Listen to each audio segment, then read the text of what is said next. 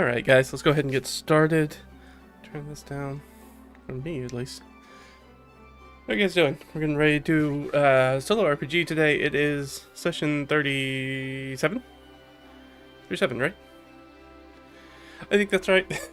I'm pretty sure that's right. I'm pretty sure that's what I wrote down. Let me double check. Yeah, it looks like it. Okay, thanks. Maybe I'm on top of it, maybe not. So let's go ahead. I don't want to spend too much time because we missed the last session. Unfortunately, it had some internet issues due to a storm, and I thought once the internet came back up, that'd be fine. But the internet came back up, but turns out that that storm had fried my modem, and I didn't know that, so then had to sort of cancel the session while I figured that out. So we're gonna drop in and get sort of like straight into playing what we missed last time. So let's go ahead and do that. So let's see, and pull this up. We'll look over the recap and hop right into it because we got a lot to do because we're gonna start our dungeon delve today. That's the whole point of our session. So we got our new sort of iterative dungeon thing that we're gonna try out. So hopefully that's gonna go well. So let's pull that up, and then I also need to transfer this over, but that's fine. Let's go to, alright, there we go. Good stuff on the left. Let me go ahead and we're gonna put this into it, and then we're just gonna zip this up so you guys can see it real quick, and then we'll throw it back down. We're looking at both things all together. So this was sort of last session. So we finished that long rest. We set our travel pace. We followed that. Wait, this is not. It's not the old stuff, right? Did I already move it? Maybe I already moved it. Oh no, that was last session. Huh. That was last session. I was thinking that was the session before. So we finished that long rest. We set the travel pace. We followed the town to the Master Hermit's hut for some trade. We did some trade because we weren't able to do that previously at the market because they didn't really have the supplies we were looking for. But the Hermit had some supplies, so we traded some things. Got some information about the goblin base. The Hermit was able to point us like directly at them, at the base, which was nice because we kind of had a sort of search area we were looking at. And luckily he helped sort of like narrow that down to almost specifically where we were looking for. So that was it. We have the goblins, orcs, and the gnolls camp. He gave us those exact directions. He took a look at the platinum pieces that we have uncovered at this point. That we have that sort of unknown minting, so we don't really know where they're from. And he was able to tell us that he recognized them as they were from sort of like the foreign nation that's sort of to the northwest of us.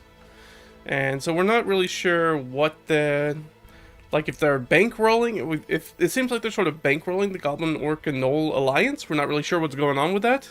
So that's part of the reason why we're going to jump into the Oasis delve, and we're going to try to figure that out once we're infiltrating there. We're hoping that when we get in there, we're going to be able to find some of those sort of foreign nationals, agents, who might be able to give us some more information.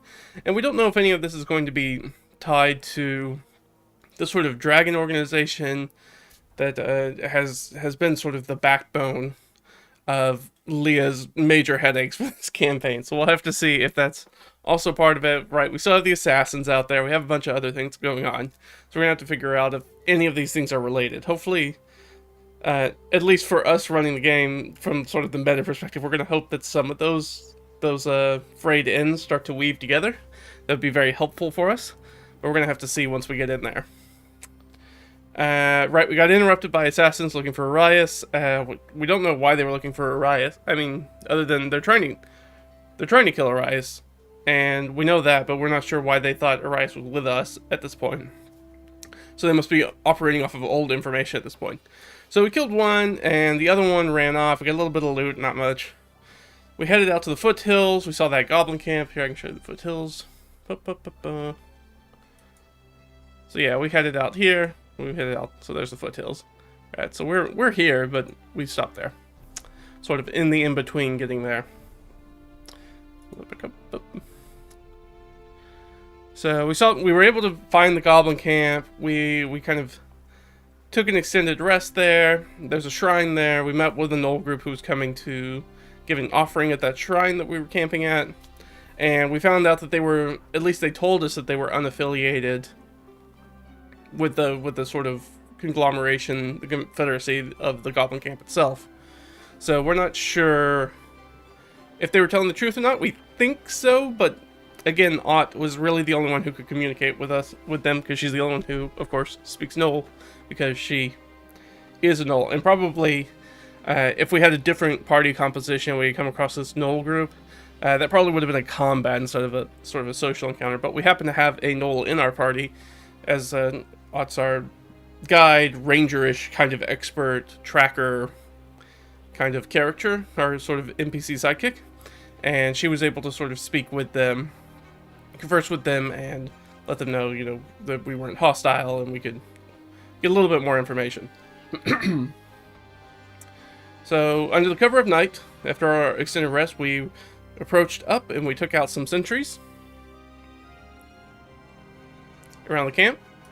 We were able to pull one away alive. We were just able to get the rest of them killed without that patrol killed without raising any alarms. It was very close shave that we almost got caught, and that would have gone very poorly for us. So we don't want that. But luckily we did some good rolls. I think we had to use one of Leah's inspirations, her existing inspiration to get it taken out, but we did that.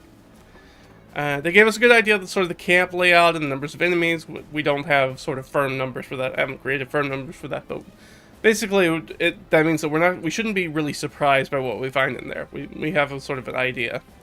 And we do know they were able to tell us that foreign faction is expected to arrive soon. As far as we know, based off of this goblin's information, they are not in sort of the ruined Oasis area at this time, but they should be arriving soon.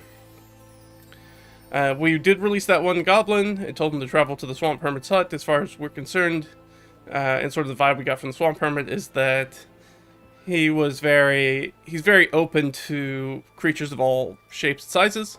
So we figured if we sent him there, the hermit would help heal him from the damage that we did to him, and also, you know, be able to provide him some food and water, some rest, and be able to sort of point him in a new direction to go, because going back to the Oasis is probably going to be a death sentence for him. So we're just letting that goblin go, letting them do whatever they need to do, get on with their life. It's our clemency for this. This is our peaceful approach, right? We didn't just straight up execute that goblin, because presumably we're good characters. I mean, we've killed a lot of people, but presumably we're good characters. So then we are sneaking up on the goblin base to begin our assault, and that's pretty much where we stopped. And I said that I was going to do the iterative dungeon aspect, so that's what we've done. I worked on that sort of over the, I guess, 2 weeks at this point. And so we're going to use that. We're going to see how it goes. It might be a little slow, so just heads up. I'm still kind of working on it, trying to work out most of the kinks, but I've done a few sort of solo delve, kind of push things out and kind of playtest a little bit, so I think it's going to work all right.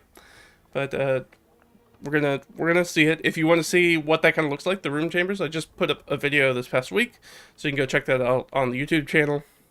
And if you see that, you can see sort of how we're going to do that room by room crawl. I can actually just show you kind of what the template looks like real quick. So here's the sort of template that we're doing to kind of figure out what's going to be in each room as we sort of go through it. And we do those things. So that's what we're going to do. Let's go back up here, because what we need to do... So this was all our last session, so we need to take all this out. So we're going to...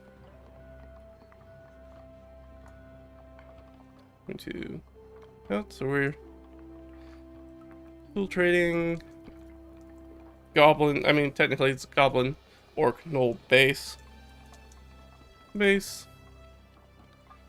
Not bass guitar, bass.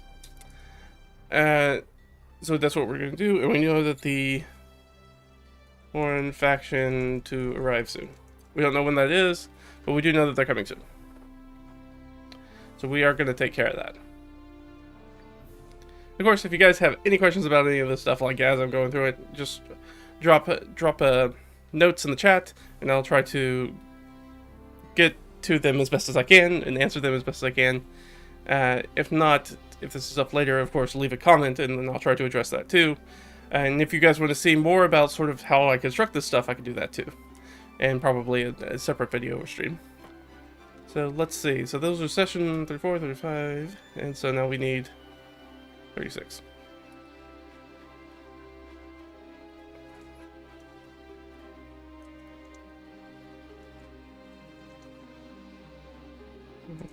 Session 356.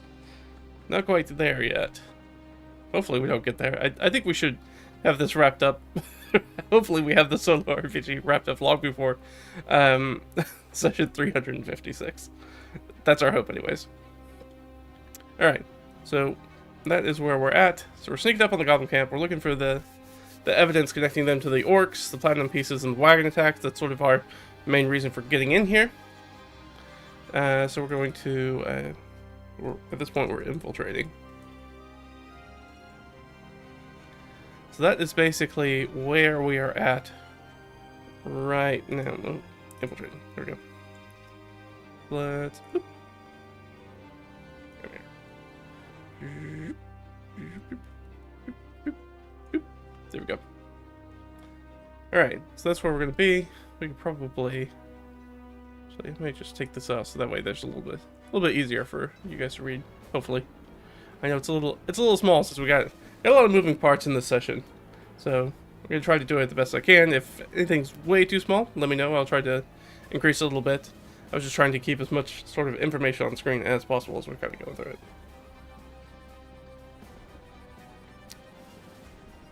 But yeah, let's see. I guess at this point we need to go ahead and hop into our very first room of our dungeon because we're going to sneak in.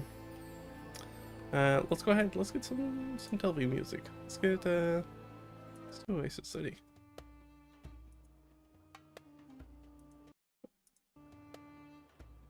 There we go. Kick on in a second. Let's go ahead and move it up. There we go. This is tabletopaudio.com. Really great resource. There's a ton of great free music to use, so check it out. It's super good for using for sessions and for, you know, obviously doing some stream stuff. Usually it's in the background, but we got a whole bunch of tabs open this time, so just trying to get a nice little background ambiance going on. Alright. So, our first room. What was sort of the first, and room, dungeon, this whole sort of complex is going to be kind of a dungeon, so we're going to have, but it is a ruined oasis kind of research facility, kind of small village kind of aspect, so there's going to be a lot of, it's not necessarily a straightforward, we go from one room down the corridor into a next room. It's more of a point crawl kind of dungeon. That works out really well for this, so I'm going to have to, I looked at a few different mapping resources, and I'm going to end up mapping it just kind of by hand. That ended up being the best way. I looked at a few different sort of ways that I could put it on screen, but I didn't really like any of the things that I came across. That wouldn't add a whole bunch more work sort of on my side while I'm also trying to juggle all the rest of the solo RPG. So I'm just going to map it by hand, and we're just going to do our best.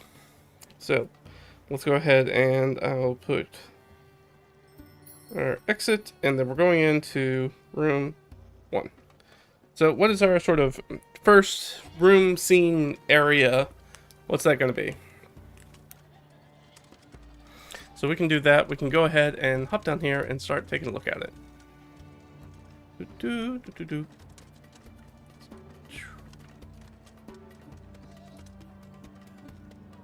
Alright. Alright, so we have room number 1. What is the size of this room? So let's roll d6. Alright, so it's a small room. Small area. So basically a small area is anything that we should be able to get into. We should be able to get from, reach anything within it, basically within a move.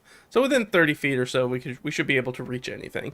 Which means that we should be in range. Most creatures, if we run into creatures, should be in range for spells and things like that. Any sort of ranged attacks without any sort of long range penalties, etc. So that's going to be a small room.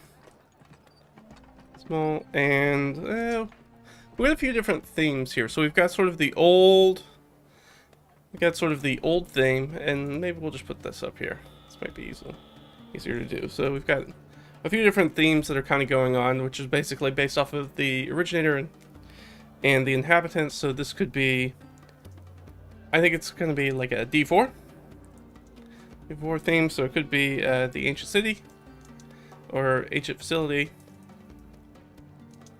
It could be goblins. Could be gnolls. Could be orcs. I guess it could be the foreign faction. So I guess what I'm gonna do, since we have a whole bunch of stuff up here, I'm gonna make it like, let's say a 1d6 instead. And then on the 1 or 2, we'll just use... Oh, gosh, dang it. There we go. On 1 or 2, it'll be the ancient facility. And then 3, 4, 5, 6. Make life kind of easy on ourselves. Alright, so what we got going on here? Let's go ahead and check it out. Alright, that's gnolls.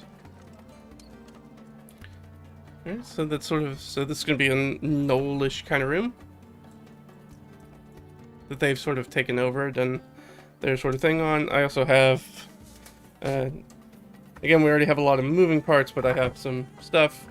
Most of these are pulled from my dungeon creation information or my DM binder information. I just kind of consolidated them all down into a little list. This wouldn't be particularly useful to put up, and I've gone over all of these, so you can find those. If you want to know anything that's in here, such as our room type, that's all in the dungeon creation document. I've already made a video about that. You can go back and take a look at it. If you're looking for a sort of dungeon creation process to kind of build a dungeon by yourself, then you want a little help.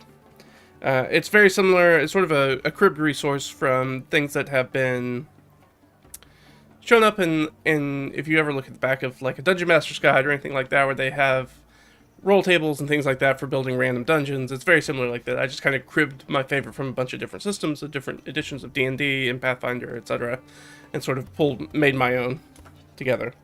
So it's nothing particularly special, but it is the one that I like. So that's the one I'm using. So we have a couple different rooms that could be in here. Go ahead, this sounds like crazy. So I'm going to roll 2d20, and I'm going to choose either the one I like or try to push them together, if that makes sense. Or what kind of is this area? I'm using room a lot because I'm thinking underground dungeon, but it's really just this area that we're in, scene area.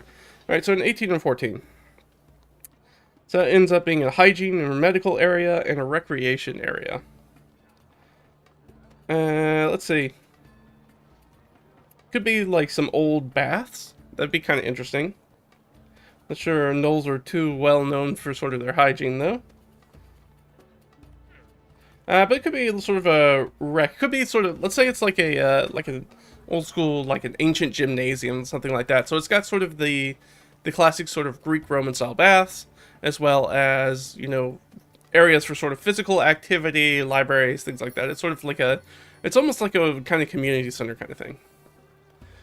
But it's all sort of falling down. I'm sure the water may or may not be clean at this point.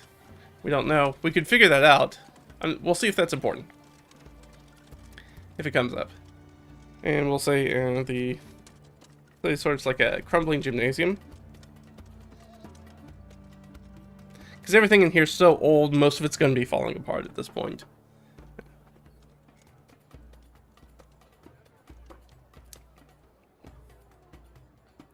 Alright, and let's set up a room DC. So this is something that, of course, I pulled from ICRPG, from Runehammer, which is the idea that you basically make a fundamental sort of starting place room DC for, so anything that happens within that room should be around that DC, and then we can kind of pull it up a little bit or pull it down a little bit, kind of depending if we think it should be harder or easier than that DC. And of course, I went around how I made the DCs in my 2d6 favorite 2d6 table, so if you want to check that out, then you will be able to interpret this along with me. Ooh, that's a very high DC. That is, let's see, that's a DC 20. All right, so it's gonna be difficult. Anything that's in here is gonna be difficult. Let's get some dressing. So dressing is just a little flair, gives a little idea of sort of kind of what's going on in the room with the scene. So 8 and 9.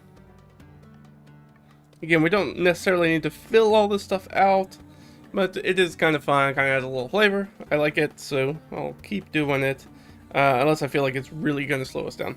Alright, so 8 is something breaks with interaction, and 9, a clue that telegraphs danger. Okay, well, we don't know what the danger is yet. So, but there should be a clue that telegraphs danger in here, and then this, if we mess with the wrong thing, something's going to break. And we did say it was a crumbling gymnasium, so things might have a roof collapse or something. That would be really bad, but we'll see. So we have let's say telegraphing danger. Don't know what that's going to be yet. And we are going to have something that breaks with interaction. So we have to be careful if we interact with things in the room, because they might break on us. And what is actually in the room? Well, first thing we need to do is probably make ourselves a little perception check. So we're sort of sneaking up into this first room. Maybe we hear something in there. We'll find out if we hear something in there in a second. And we're just going to make a very basic perception check. Again, I'm going to give her advantage because she has a bunch of people with her and they're all kind of listening. So that way, instead of doing individual rolls for everybody, I'll just give her advantage on it. Which is unfortunate because she, well, actually I'm going to give Aught advantage because she would probably be the one who's a little bit more sneaky and a little bit more perceptive. Yeah. So she has a +3 to her perception and she'll have advantage. 17, however, does not make our room DC of 20. So if there's anything in there, it might get the drop on us. That's unfortunate. If there's some sort of trap, we might trigger it. We are going to trigger it, probably. Alright, well, what's actually in the room, though? Alright, so 1 is empty, and then 4 is some sort of hot, which is hazard, obstacle, trigger, trap. So there's going to be some sort of hazard obstacles, because we said it was crumbling. We don't think it's going to be a trigger trap. It's going to be some sort of environmental, decayed environment that's going to be a problem. So something that we're going to interact with. So what could that be? I think that the easiest thing to say that is it's probably some sort of crumbling floor. And anything that comes with like bath, like if you've ever looked at any of those sort of old style Roman baths, there's a lot of piping and stuff underneath the floor. That's sort of how they work. So I think that there's so a bunch of sort of like broken mosaic tile flooring that's all scattered, and all that's probably set on probably dry rotted wood pillars or pylons. And we're gonna walk in there and we're probably gonna end up falling through it, which is not great. That's not what we want. And the DC for this is very, very high. We did say that Ought's in the lead. Do we think, I'm gonna say this, we need to ask an oracle question. Is this going to be a sort of obstacle that attacks multiple people? Or is this an obstacle that only attacks one? So basically we need to know how much weight can it hold. Can it hold more than, let's say, more than one person's weight? No. Okay, so Ought's going to be the first person in there. She's going to step on a dry rod spot, and it's going to immediately crack under her. So she needs to make a dexterity saving throw, or else she's going to fall through the floor and take a little bit of damage. So again, the DC is very high, and I don't think this should be an easy check, so I'm not going to lower the DC any. So she's probably going to take a double. Yeah, that's a 15. So she does. So we'll say that she falls 10 feet, so she's going to take a d6 damage. Alright, so she takes 4 damage as she sort of falls through the floor. So we have our exit behind us, and then we've entered this room and she fell down through the floor, and there's probably not going to be a check. We have plenty of time to sort of get her out of that. But unfortunately, we are making noise, and we are going to take some time here, so we need to see if there's going to be some sort of random encounter. Does anybody come across us? Because we're kind of making noise. No. Okay. So we seem to be safe right now. Maybe people know... Being this is such an ancient city, and it's sort of crumbling, this sort of stuff might kind of happen all the time. There's all sorts of weird sounds that it makes. It kind of falls down around us. It's not uncommon. So we crawl into this ancient bath to get sort of a look around, and it crumbles. We try to grab Ott. We aren't able to grab her, and she falls down into sort of the piping layer below and hurts herself a little bit. And then we have to probably lower a rope to pull her back out. So we get her back up in here, and when we all kind of go silent, kind of look around, see if anybody comes running. Nobody's come running yet, though. And so we feel okay for the moment. Alright, so that's sort of our first scene. Doesn't look like there's any problem. We're going to take a little time. I think gymnasiums are usually baths and gymnasiums are relatively tall buildings, so I think we'll, I'm not going to spend the time to do an athletics check. I think there's probably ways to get up there that's probably fairly easy onto a second level or something like that, like a mezzanine level. Well, we say that, but we did say that that's going to be difficult to interact with, but I do think it's going to be potentially useful for us to get maybe a better lay of the land if we do that. So somebody's going to give it a climb up. I think that will be... That's probably going to be Inbar. I think she probably has the best strength. Nope, just the same. Actually, it's gonna be Odd again. So she will try to scramble up. Well, we say that, but the DC is so high is that I think we look at it. She takes a look at it, and it's pretty easy to tell. Like the timbers are all dry rotted, the pillars are all sort of crumbling and askew. That she's worried that if she tries to climb up that thing, even if she gets up there, that whole sort of mezzanine section is going to collapse, and that'll bring more people in. And they've already made some noise, so they want to get a better lay of the land, but then they decide, we don't have enough time. We probably need to keep moving if we want to stay kind of stealth. So, all right, that's going to be our first scene. So let's look at potential rooms that are kind of going out of here. So, all right, so that would be 1, 2, 3, 4. All right, well, that's not going to work. But 5. All right, so 5 is actually down, which is interesting. So we kind of look around and kind of poke out through the doors, kind of look down the streets. We're not seeing a lot of movement or a lot of signs of anybody here. It's very interesting. I am going to... I'm just going to put this in here.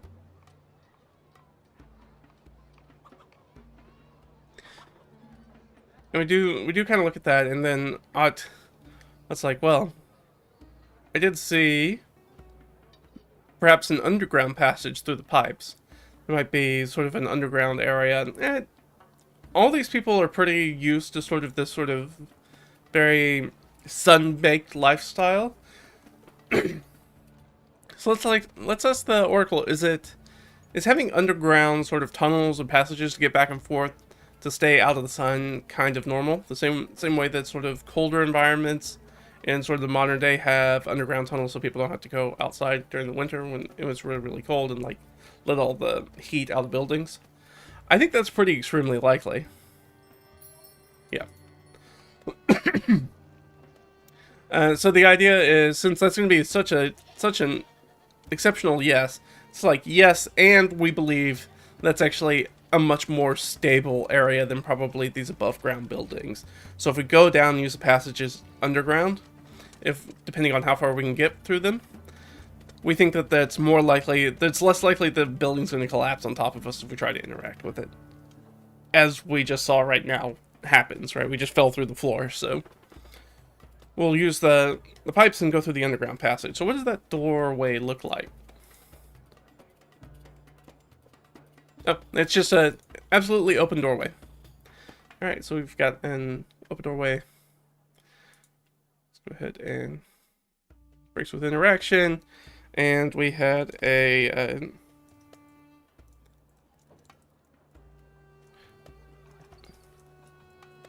rotted out floor. That's unfortunately all we had. We had a doorway down.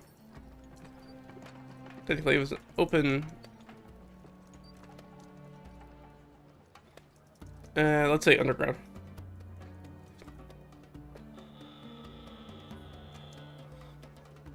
Do we want to take the time to search for secrets and exits? I guess so. We're already in here. Let's go ahead and give an investigation check. Leah's probably going to be the best at that. And again, we'll give her advantage because she's kind of looking around. Yeah, because she's going to have a +5 to that. So it is possible she might find something here. Natural 20. Nice. Alright, so if there is anything here, they definitely find it. But because they are spending a little bit more time here, we do need to roll. Okay, so nobody shows up. We don't have to worry anything about that. So no sort of patrolling group shows up or finds them despite the amount of noise they've made at this point. Alright, so let's look. So to the left, we're going to find a secret or exit. No. In front of us, no. To the right of us, no. And then up. No. Alright. So we didn't find it. So no secrets or exits. They're going to be important for us. Sorry, this is the document I have in my hands, just if you're wondering. So I have it up, but let me go ahead and push this over.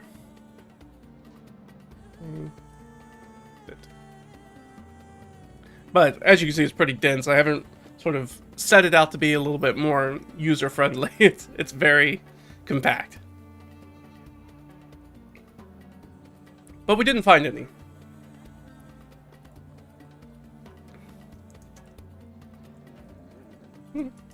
Secrets. Or exits. Alright, so we are going to go on to 2. So we go down into that passage underground. Does anything pop out of our passage as we're kind of moving through it? Nope. Alright, so the passage seems pretty safe. There's not any obstacles, there's not any traps. There's not any wandering monsters that are down there. We don't come across anything like that. No wandering encounters. So we go through the underground passage without any issues. And we're going to come out into another sort of room scene area. It's going to be another small one. Very interesting. Okay, so it's going to be another small one. And what's going to be the theme there?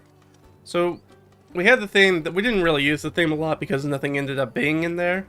But if so, we could have said that that there are signs that the gnolls have probably like broken out windows, or maybe they scat in there, things of that nature. Tufts of fur, right, molting, things of that nature. It just didn't end up being important to the scene itself, but it was there. And so let's see our theme for this one. 4. It's 4 gnolls again, right? And so 1, 2, 3, 4. Yeah, so it's gnolls again. And then let's see what's our room look like. And actually, since I have it up, I'll go ahead and show this. So 16 and 9. So 9 is some sort of display area. And 16 is a security point. Okay, so I think that this is an area where there's going to be some sort of gnoll camp or gnoll sort of like outrider camp, probably. Where maybe it's like a checkpoint, right, to sort of do that. So it's going to be a checkpoint, but it's also a display area. And a display area can be anything sort of like an art gallery, statuary, fountain. Let's say it's a fountain. Like there's a nice sort of like we went through an underground passage. Maybe we come back up out into the air, into this middle area, or maybe it's sort of like a let's say it's actually an underground like not like a knot. I forget what they're called. They're sort of like an evaporative cooler thing that's used in the desert. That's used sort of like an ice house. So something like that, but let's say there's like a really nice fountain in it, but these gnolls have sort of taken it over, and they've sort of turned it into their sort of security point. Or at least it looks like. We'll see if there's any creatures actually here. But that's what we're going to go with. So they have sort of a... and it probably has like a little tiny circular hole, sort of like Pantheon style, that lets light in. But still retains most of the underground cooling.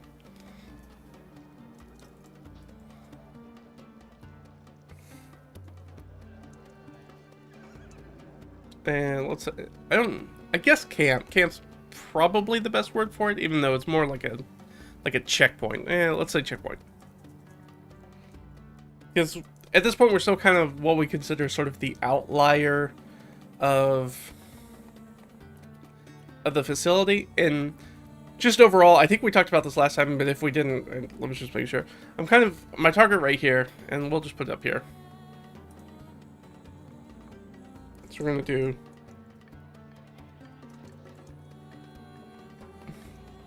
so we're targeting about 13 rooms or scenes.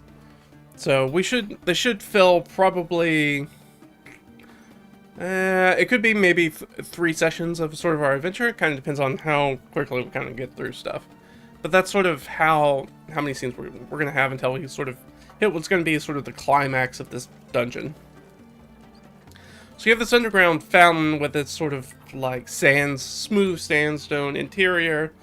Probably has a lot of sort of really sort of faded and sort of peeling frescoes and things on the inside. Sort of, I'm thinking like a half dome that comes up to that little circle that lets in light from the top. Of course, it's still nighttime at this point, so it's very cool. Probably nice cool air is kind of being sucked in, sort of like a negative flow air current, so it's kind of pulling in that cool air. And the rock itself is still, or the stone itself around it is probably like radiates a little bit of warmth, but probably not a ton. It's probably kind of chilly in here. So that's kind of what's going on in the room. So let's do a little dungeon dressing. See what that kind of looks like. 11 and 2. So water. Hey, we already said there was a fountain in here, so that does that. Maybe it's overflowed, so there's more water than usual, so it's kind of all over the floor. Maybe they've the gnolls being who they are, maybe they've sort of stopped up the outflow, and now it's actually getting kind of maybe it's a little bit more damp and sort of muggy, a little bit of muggy because of that radiating heat. So we have the cool breeze that's coming in, but it's also still kind of muggy around the walls. Because it's still got that evaporative effect from the walls radiating heat. Maybe condensation along it, things of that nature. What else did we roll? A 2. Grime, mold, yeah. So this is gonna be a dirty fountain. So they may be using this as like a latrine. It probably doesn't smell good in here. So let's go ahead and add that. So it's water. So, muggy, condensation, let's say it's turned into gnoll latrine. So it smells very bad. Gnolls are kind of dirty creatures for the most part, so they're probably not that concerned with it.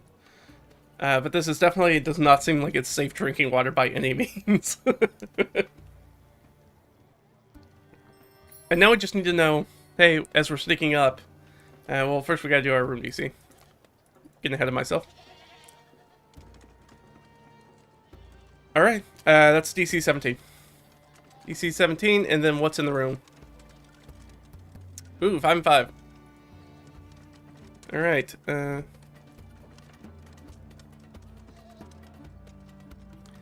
17. 5 means that there is... creatures X2. I think these are probably just going to be gnolls, or they could be gnolls and probably not giant hyenas, probably just normal hyenas.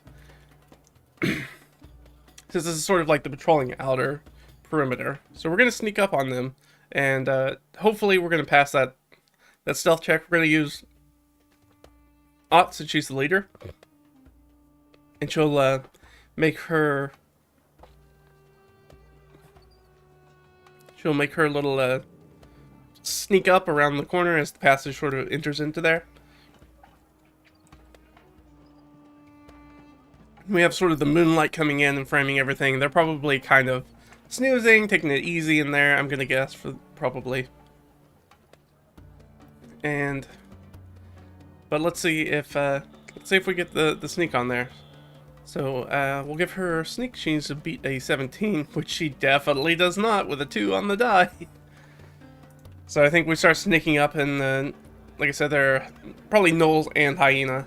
And the hyenas are kind of sleeping with their paws and then pop up their heads, because they've got a little bit more sensitive hearing and smell, and start looking in our direction. And I mean, we're probably going to get into a combat here. I don't think it's going to go any other way.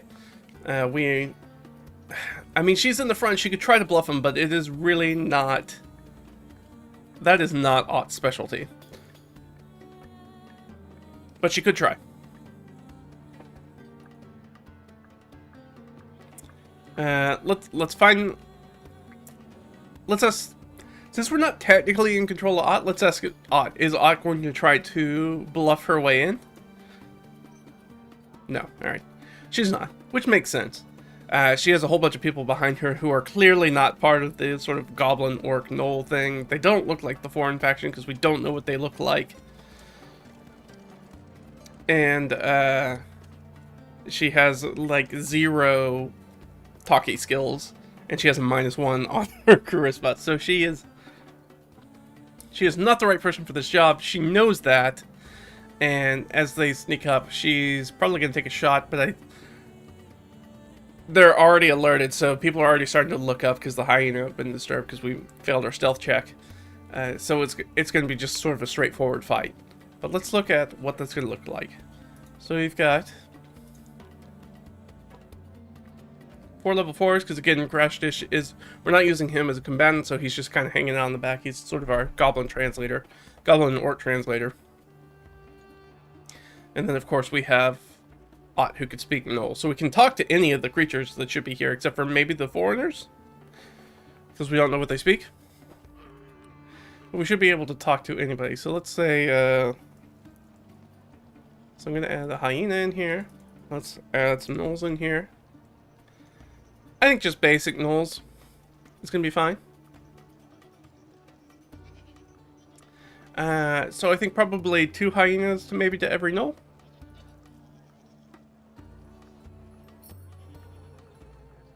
That makes it... That means there's a lot of creatures in here, though.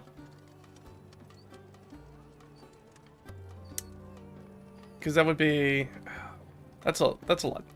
Let's figure out how many gnolls are in there first, because otherwise we're gonna have a very long, protracted combat, and I don't think this already seems like too big of a number. Having 4 gnolls and 8 hyena in there. So actually, let's ask the oracle. Is it mostly hyena? Probably. Yeah. Okay, that's probably, it's almost totally hyena, actually. So it's gonna be hyena. And I think we're not going to go with giant hyena because we went through a pretty narrow underground passage, so I don't think they'll be able to fit in there. So I think it's just normal hyena. It has to be medium or smaller creatures. And then I guess a D4 of how many gnolls are in here, because we have so many. Okay, so there's 3 gnolls, and then everything else is going to be hyena. Alright, so let's do that. So 3 gnolls, and then how much does it take us to get up into basically a deadly... Okay, good lord. So we'll roll a 1d20, I guess, to figure out how many hyena are actually in here. 8. Okay. I like that. It shouldn't be too difficult of combat, and I also just don't want it to run on too long. Especially because we're probably going to end up going through multiples of these. So let's, where was I? Here we go. And we have 8. Alright. This is pretty medium fight. Shouldn't be much of a problem. Hopefully. Fingers crossed. Alright, but that is what we're looking at. So let's go here. Let's go here. Let's go back up to our combat tractor. So we have... I'm just going to put them at the bottom for right now. We have hyena, and we have gnolls. Alright, let's look those up real quick. It's probably going to be the easiest place. Let's go to creatures.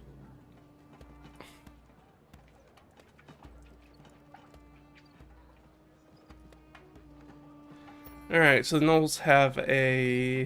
They're going to have a static 11.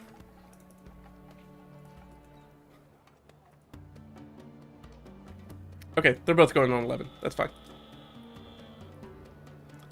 Perfect. And they have 5 hit points, yeah. Hyena are not much of a threat. Which is why we would end up with so many of them. So these guys are going to go on 11, and then the hyenas are also going to go on 11. And how many did we say there are? There's 8 of them, right? 1, 2, 3, 4, 5, 6, 7, 8. And let's look back at our gnolls to get their hit points real quick.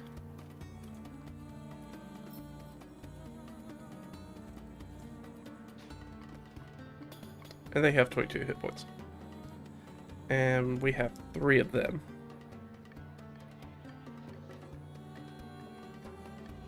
So they're a little bit tougher. Alright, let's roll some initiatives. So remember, we only had to get an 11 or higher. So hopefully everybody goes in the fast round. That would be nice. So just go down. Great. Everybody's going in front. 19, 18, 12, 16. So the only people that are going to change is that Delg's going to go... Actually, it's set up exactly how I have it in here. It's going to be Leah, Ott, Delg, and then Inbar. So... Ott, Delg, and Inbar. Perfect. So that's our initiative. Leah is first.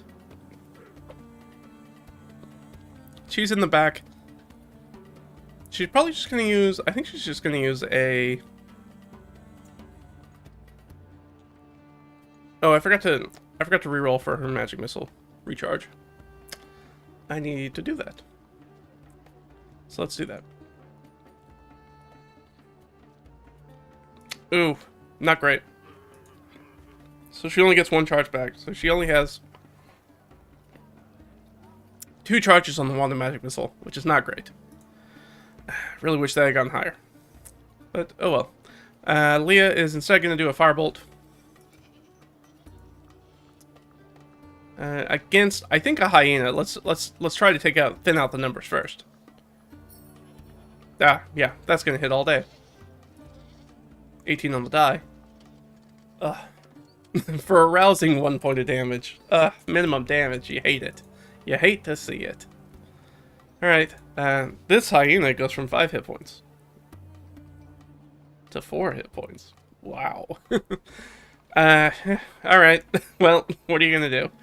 Alright, it is, it's our girl, Ott. She's gonna take a couple shots with her longbow. Which, she has a much better chance, I guess, of killing these things. So she'll go against the hurt one. Yeah, she'll hit that. The second one, pretty sure that's gonna hit.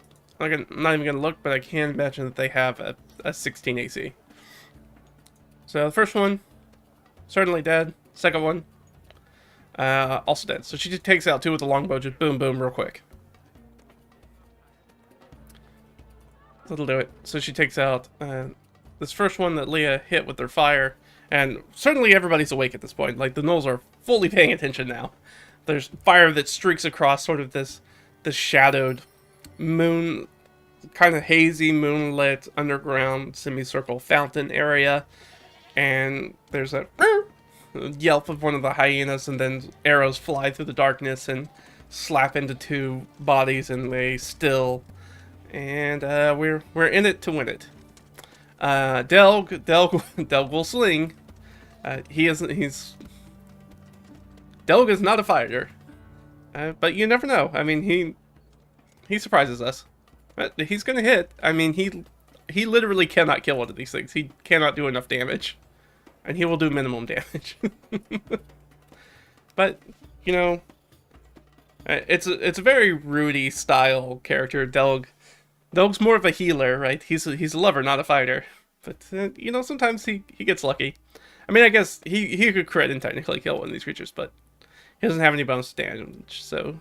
Then he kind of moves to the back, obviously. Delg moves to the back, and then it's going to be Inbar's turn. I think Inbar is going to... She is going to push up to the front, and she's going, like we said, it's a 5-foot passage in, and she's going to sort of bulwark into almost the front of that passage. So she's going to make them have to come into the tunnel to fight her, and she is going to pull out the warhammer, pick up the shield, and just sort of take that front position and just kind of hold it, so only one of them can attack her at a time, and kind of funnel them in, very sort of a 300 style, right? We're kind of pulling them in so they can't use their numbers against us. And then she'll take the dodge action. And that'll be her turn, because she needs to be able to melee when they get there. I mean, she could hold a reaction for anything that comes up. I think she's about to take probably a lot of attacks, so I think she's going to take the dodge action instead. So she'll take the dodge action. Alright, that's Gnoll's turn. Gnolls, I believe, will javelin? I believe that's what they have. Let's see. They have a spear. Oh, they have longbows. Yeah, they will shoot longbows. So she's about to take a whole bunch of longbow shots. But she's sort of hurtling up behind that shield, just trying to muscle up, trying to not get hit from longbows, from arrows flying through the night. There are 3 of them. They each fire with disadvantage. That's certainly not going to hit her. That may hit her. What's their bonus to attack? They have a +4? Oh, they have a +3. So no, that's 17. So it just misses. And natural 1 definitely doesn't hit her. Alright, so there's a bunch of arrows that start flying into the tunnel, like bouncing off the ceiling and stuff, and then bouncing off of her shield, sticking into it. And I mean, now there's a ruckus, and like there's sort of like this heavy echo that's in that room, because it's such a small space and it's all sandstone, so it's just like lots of sounds of metal and bouncing and things skidding off of it, and now there are dogs barking and all sorts of things that are happening. There are hyena that are barking and doing their little laugh, and they are going to rush forward and attack. Good thing she took dodge, because she's about to take a whole bunch of attacks. She may spend this entire combat actually just dodging. Until we get the numbers down a little bit. Now, as those rush in, only one's going to be able to get to her, really. Well, I guess technically, because 5e is super weird, in that you can move in and attack and move out as long as you don't end within that space. So they can all move in and get out, and then she'll be able to get an opportunity attack. But I think that's what they would do. So all these hyena are, because they're such a group and they're sort of like rabid pack tactics, that they're all sort of like climbing on top of each other trying to snap at her. So they're all going to get an attack, but she'll get at least an opportunity attack on one of them as it moves out. How many of these guys do we have left? Alright, we have 5 left. Alright, so let's see if she gets hit with any of them. Nope. Nope. Nope. Nope. Nope. No. So, right, there's a whole bunch of maws trying to, like, get over her shield and clawing against it, but none of them are going to get it. But one of them will move out, which will give her a chance, so she will get at least an attack on one of them. An opportunity attack as one tries to move out of the way. So she'll take her swing. Yeah, that's a 20, dirty 20. So, certainly. And that is enough to kill one of them. It doesn't really matter which one, so let's just say the hurt one. So, that's fighters doing their fighter thing. Doing exactly what they're supposed to be doing. So, she sits in the front, like, just couches herself behind that shield, and just taking blows. To no sort of negative effects, which is great. That could have gone really poorly. That was a good choice to use the dodge action. And she's really their only target, because everybody else is behind her in the tunnel. They can technically shoot over her, but then everybody's got cover, basically, at that point.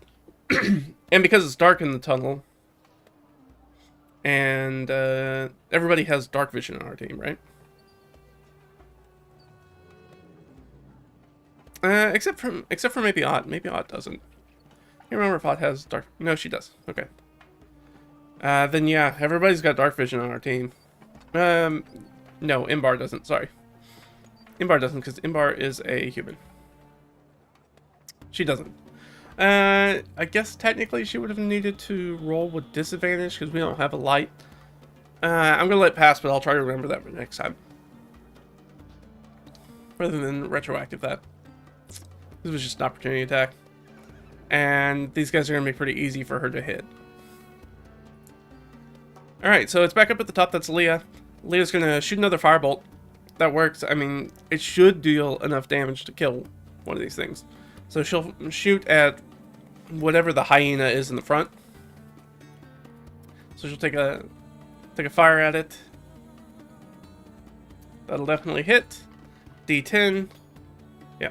So she smokes one of the hyenas in the front, and we have that nasty smell of like burning flesh and fur. It's really gross.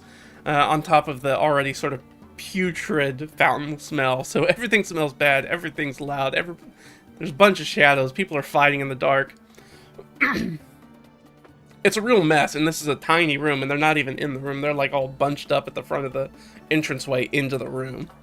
So it's a lot of back and forth, slinging and hitting and slinging and hitting. And, you know, Gnoll's trying to shoot over people's heads, so there's arrows sort of like whizzing by people's ears and stuff. Alright, that's her. Ott's going to make 2 attacks. Again, we're just trying to thin out the numbers, so they're going to shoot at the ones in the front. Those hyena in the front, that's what we're going to do.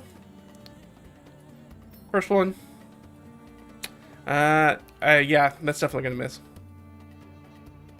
But she'll hit with one of them. And hopefully should kill it. Yep. And so she kills one, but misses one. Delg will attempt to sling at one of them. No, that's going to be like a 9. It's not going to hit. And that brings us back to Inbar. Inbar, I think... Inbar did such a good job with dodge. I think she's just going to use the dodge action again. I think there's no reason why she wouldn't. It just doesn't make any sense not to.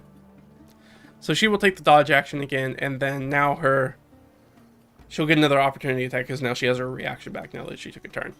That is going to be Gnolls. They're going to shoot at Inbar, who's in the front. It's really their only target, because everybody else has so much cover. That's going to be 18, so she is going to get hit with 1 arrow. So 4 plus 1. Okay. So she takes 1 in the shoulder. Ah! So she'll take 5 points of damage. Not too bad. So second roll. Nope, another natural 1. Another natural 1. Yeah, they are firing just wildly. I think because they're looking at people who are in the tunnel, and they have no idea how many people are in that tunnel, because they can really only see the one person in the front, which is Inbar, just sort of hiding behind the shield in the tunnel. And they see that there are spells and there are arrows coming through back in there and sling stones. They really have no idea. They know there are at least 4 people in the tunnel, but there's so much echoing that there could be 15 people in that tunnel, and they have no idea. Not enough to be shaken like morale yet, but it is worrisome for them, and that's how we're explaining all the natural ones on the disadvantage. So that's their go. Then it's going to be the hyena themselves. How many of those guys do we have left? We have 3 of those. Alright, oh, thank goodness we didn't have that natural 20, but that's definitely going to be a miss. Or that natural 20. That will also be a miss. The hyena probably have a +3 to hit. I'm going to assume that they do, so let's look them up. Alright,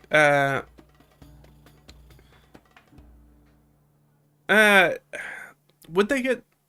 I don't think... I'm going to give them pack tactics. Normally they would get pack tactics, but because we did smart positioning and they're fighting in the tunnel, they don't really have, like, flanking on anything. Even though technically, at times, there's more than one in the square, but I think that balances out because they'd have to squeeze to kind of do that. So they make a bite. Does d6 damage. Alright, cool. So she will get, no, they only have a +2 to hit, which I don't think actually hits her, right? Yeah, that's 17. That's just one shy. So she actually doesn't get bit again. But she will be able to use her opportunity attack again against one of them. A 10. I don't think a 10 hits them. No. Their AC is 11. So she takes a wild swing, but she's more concerned with kind of staying behind that shield, because she's already taken one arrow to the shoulder. She doesn't want to take any more arrows, because right now the gnolls are just free shooting. It's open hunting season on people in the tunnel, and she's just doing her best to sort of hide behind them. All right, that is them. It's back up to the top. That's Leah. Leah's going to fire another firebolt. And does she have enough bonus? Does she have +4 at least? She does. Okay, so she's going to hit one with that firebolt. And kill that one. Hanging in the front. Nice. Oct. I was going to take 2 more shots at the hyena.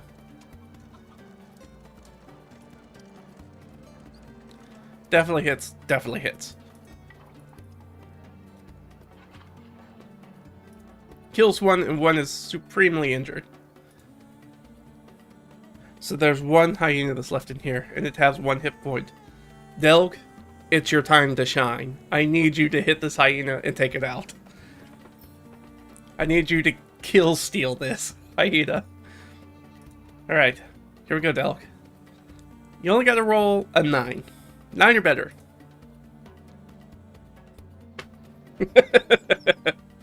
No.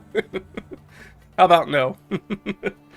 Another sling stone bounces off the ceiling of the tunnel and kind of skips into the room. Well, there's that. I think at this point, that brings us to Inbar. Inbar could kill this thing.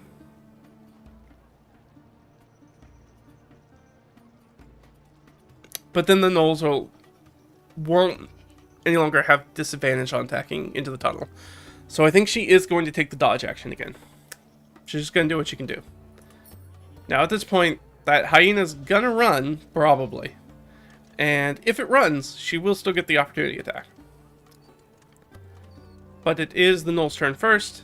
They're going to fire into the tunnel at her. Miss. Absolute miss with that natural 1. And a 3. No way. Yeah, sorry. So yeah, more arrows just kind of fly and sputter across the tunnel. Most of the, like, her shield at this point looks like a porcupine. It's got so many arrows sticking out of it. Because I think she's probably got close to it. What? Probably 10 arrows sticking out of it at this point. So it's doing its job. That shield is working overtime. Doing great. Good choice on the dodge action. Dodge action at the right time in 5e is very OP. Very overpowered in the right context. You could soak a lot of hits and turn a lot of damage into a lot of nothing. As we've just seen, with in a few rounds she's probably kicked off I don't know how many attacks, crits even. And now it's the hyena's turn, and the hyena needs to make a morale check. That is definitely above. We're trying to roll their charisma or under. There's no way they have a charisma of 16. So this hyena is gonna bounce, and as it turns and tries to run away, because scramble over its dead hyena friends that are all scorched and burned and filled with arrows. It's gonna try to run away, and Inbar is gonna move her shield aside and try to bash it with the warhammer. I believe that will hit. I believe that will do it. Yeah, 13. Don't really need to roll damage. It is... the thing's got 1 hit point. It's dead, Jim. It's dead. Alright. So, that was gnolls. We're back up at the top. Which is why I wanted to hold that dodge action. Because now, everybody gets to flow into the room to take on the gnolls before they get a chance to act. So they're going to have to they're all still bowed out, right? So they don't have any melee weapons out.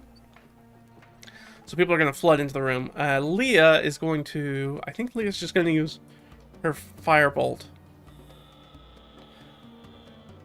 She definitely doesn't need to get up on them. So she's going to pick one and firebolt it. Not frostbite, because frostbite I think will only slow them, and she's not really worried about them running or doing anything like that. So yeah, she'll just take a firebolt, and take a little attack here. And we will hop back over there. That's a D12. Probably not going to hit with that. 17 on the die. Assuredly hits. But let's look at rolls anyways. Yeah, 15. Alright, so 15 is our AC. So she definitely hits the first one. For 7 points of fire damage. Lets out a little yelp as it sort of fire races across its fur and probably lights it up a little bit. Leah sees that injured one, gonna take a couple shots at it, unless we crit for some reason. Or probably not. What did I say? They have a 15 AC? She has a plus 5. So she's gonna miss with one, unfortunately, but she is gonna hit with one of them. That would technically reduce their speed. She's better with longbow. Trying to figure out what she's gonna do. She is gonna shoot. I mean, she's definitely didn't kill this thing. So it takes 6 points of damage.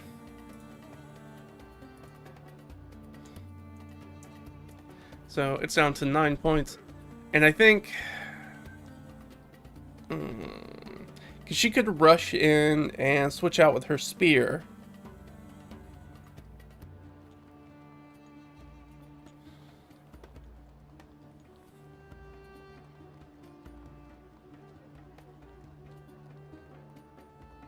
Yeah, that's what she's going to do. She's actually going to rush into the room up to that injured gnoll. I guess the injured gnoll?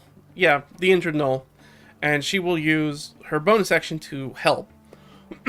So she's going to try to be a distraction that should help Inbar when she gets in there to hit it. Well, I guess probably Delg, actually, because Delg's the next person to go. So he'll sling, so he'll get advantage on his shot. And now Delg wakes up and decides to crit that one. It does 6 points of damage to it. It doesn't kill it, but hurts it quite badly. So Ott takes a couple shots with her longbow and then kind of slings it across her back and like runs in and goes kind of like roars up in this thing's face. And of course she's a female gnoll, and I was assuming that these were male gnolls. So female gnolls are bigger, so she's quite larger than this thing. She's probably a head higher than this thing, is like roaring on top of it, like salivating, jaws snapping at it. And as she does that, Delg sort of like slings under her big arms, kind of over it, and just run off this thing's head, and it sings stars. It's almost dead. And that's sort of the advantage that he gets. And then Inbar's going to rush in. I mean, he's going to go against that one. I mean, that one would probably bug out in this next turn, but so she won't get advantage. But she does do a whole bunch of extra damage, not that she needs it to kill this thing if she actually hits. Unfortunately, she's not going to hit, though. Yeah. Nope. So she misses, but she moves up into the fray. So there's 2 of them on that injured one. And then it's the gnoll's turn. So does this one run? Let's make him a morale check. No, he stays in the fight. So low is good for them. Bad for us, good for them. So this one is committed to the fight. What about the other 2? Committed to the fight. One of them's going to boogie. One of them turns tail. One of the ones that hasn't been injured yet, but has seen, like, their numbers have been way over half. They've lost all their sort of guard dogs. And they see this one of their compatriots just get absolutely demolished in quick succession. Just taking fire and arrows and then a sling stone across the head, and this thing looks like it's kind of down on one knee, like it's about to die, trying to raise up its weapon to fight back. And he's like, nope, I'm out of here. Turns tail and takes off. So one of them's gonna run, which is good and bad for us. So I'm gonna remember that, and then when we roll for next time we roll for wandering monsters, I'll roll twice and take whatever the worst result of that would be, because now we have somebody who might be raising an alarm out there. Though at this point, they may have really only seen Ott. So, who knows what that means? Well, no, Inbar's moved into the room, so definitely saw Inbar. But we have two in the fight. One's gonna drop their bow because they're in combat and pull out their spear and try to, I guess, jab at Ott. Miss. The other one's still got its bow out. It's going to take a shot. Alright, let's say... We've got 4 people. We'll just go down the line because we can kind of see everybody now. Alright, so that's Leah, Ott, Delg. So I'm going to shoot at Delg. Delg technically has cover. And I don't think that will hit Delg. Oh, no, it may still. They have plus what? With their bow. A +3. So that's 9, 10, 11, 12. But he has cover, so -2. 11, 10. Just missed it by 1. His AC's 11. So an arrow, and then Del kind of ducks out of the way as it kind of scatters around down the tunnel. Leah kind of also dodges out of the way. Oh, so that went well. That could have gone way worse. So these gnolls have not been particularly difficult adversaries. So, perfect. We're gonna... We're back at the top. Leah, that's Leah, so she'll do another firebolt at the one that's injured. That's for sure gonna hit him. Hopefully gets 3 or more damage. Does. That guy is kaput. That gnoll's dead. Ott had... slings her bow, already slung her bow around. This time she'll, as an interaction, she'll pull out her own spear as she rushes at the one remaining gnoll and tries to... Do we want to talk to these guys? I don't think so. I think we feel like we have enough information about this. So she's instead just going to give it a couple of attacks, a couple pokes with the spear. Both of which will hit. So, good job, Ott. And so that's 2d8. Alright, so 11 points of damage. She comes in and just jams her own spear into this guy. It's yelping out. That's Ott. Delg will do his sling thing. Will he ride that crit high? He will. He's in it now that his life's on the line. For a whopping 1 point of damage. He's doing his part. Are you doing your part? Because Delg's doing his part. So another sling kind of probably skips off the ground and probably like hits it in the knee or something. It's like, ow! Not a great hit, but each point of damage helps. That brings us down to Inbar. Inbar's gonna rush in. She's got a big hammer. Let's see if she can take care of this thing. 9, but I believe she has +6, which is gonna hit the 15 we need. It does. Which is she's about to do a lot of damage on this thing.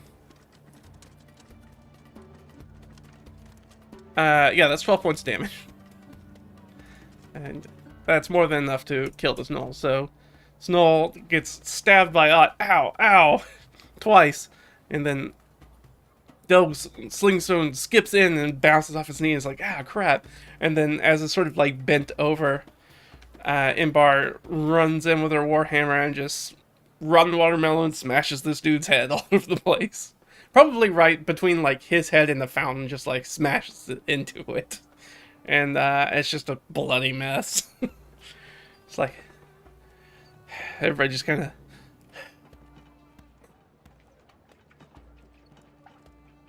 They look around. That one guy has run off. Can they still see that one guy? Let's ask.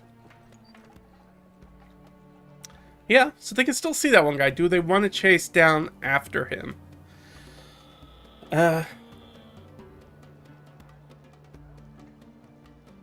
Here's what's going to happen. Ott's going to take a couple of shots, because the nice thing about her is that if she hits them with her bow, their speed is reduced by 10. So if she hits it twice, its speed is reduced by 20, which means they can certainly catch up to it.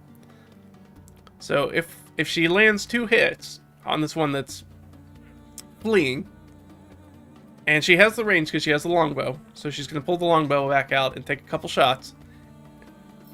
If she can hit with both of them, I'm going to say that they're going to be able to catch up on this one. Otherwise, this one's in the wind. It's gone. And we have to worry about them raising some sort of alarm. So come on. Alright, Ott. We'll do these one at a time. All you gotta do is beat a 15. Which means that we need to roll a 10. Nope. So we miss. She takes a couple pot shots down the hallway, but they disappear in the darkness, and she's not able to see them anymore. Beyond the vision of her, like, dark vision 60. So technically she has the range, but she can't see them anymore. So let me do a resupply on her. It's kind of moot, because I think there's so many arrows around here, I think she would be able to resupply if she ended up rolling a 1, which she did. So rather than her arrows go from D6 down to a D4 for her supply, let's see, are there enough to sort of resupply here? Let's just ask the Oracle. I think so, +3. Yeah, there's plenty. Alright, so we don't need to worry about that. The only person who took damage, I guess I took a little bit. No, that's her falling damage. So the only person who took any damage was Inbar, and she only took 5 points of damage. So everybody seems pretty okay, considering the size of the scale of that fight. Hiding in that tunnel and just holding up the shield did a great amount of work. So Inbar's kind of like pulling arrows out of her shield as they kind of look around in here. So that was a big fight, right? We had a bunch of creatures, which is what happens when we end up rolling 2 creatures in a chamber. Is that it's either a very tough creature or there's quite a bit of creatures, meaning that there's easily like a 2-to-1 sort of ratio, which is, we definitely had a 2-to-1 ratio of bad guys to good guys, bad guys, antagonists to protagonists, I guess. So that's what's in here. We'll take a look around. Let's see, what are we looking at for exits? Alright, so there's an exit to the right, and then there's an exit up, so we can always climb through that hole to get back to street level. So I'm going to add that here.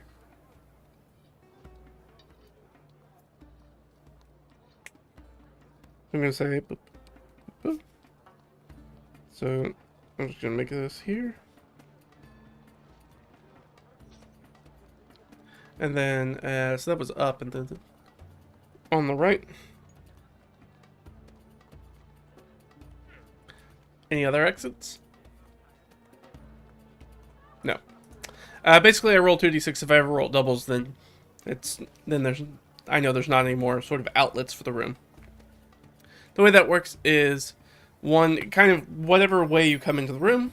1 is on the left, 2 is in front of you, 3 is to the right, 4 would be back, but there's always going to be something behind you because that's the way you got into the room. 5 is down, 6 is up.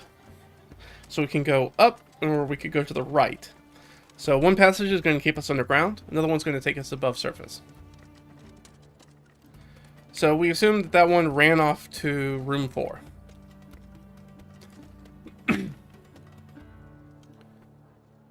I don't think we're going to take the time. This place looks pretty gross, and it smells pretty gross. And there's a bunch of dead bodies here.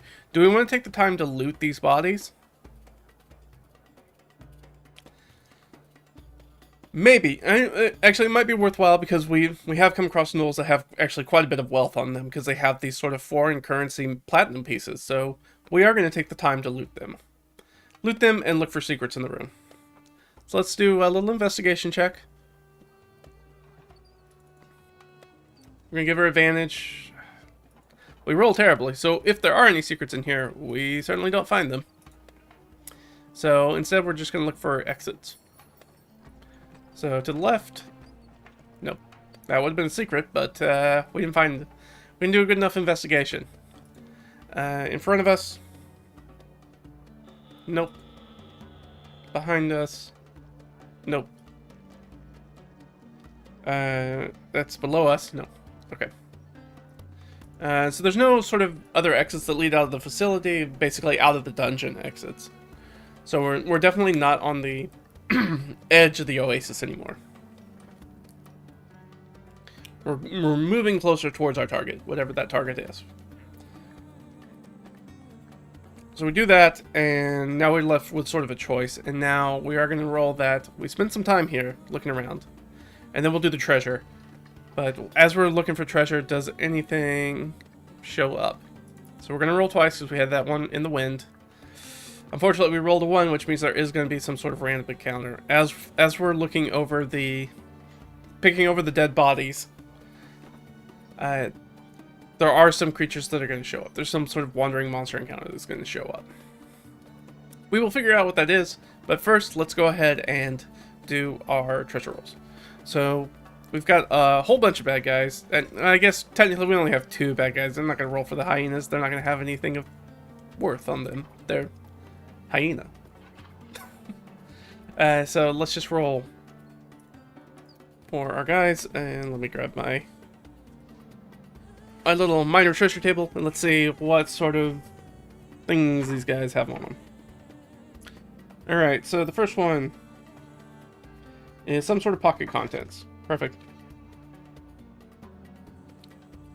This is all in my DM's binder, so if you want to look at these tables, I have a video about that. Just go check out the sort of walkthrough of my DM's binder. So 2d6. Gotta figure out what's in here. 6 and 2.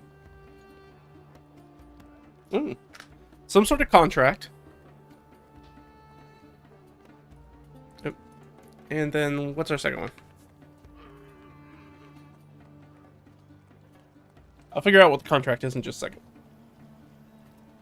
And then also that's also pocket contents. So we've got a contract of some sort.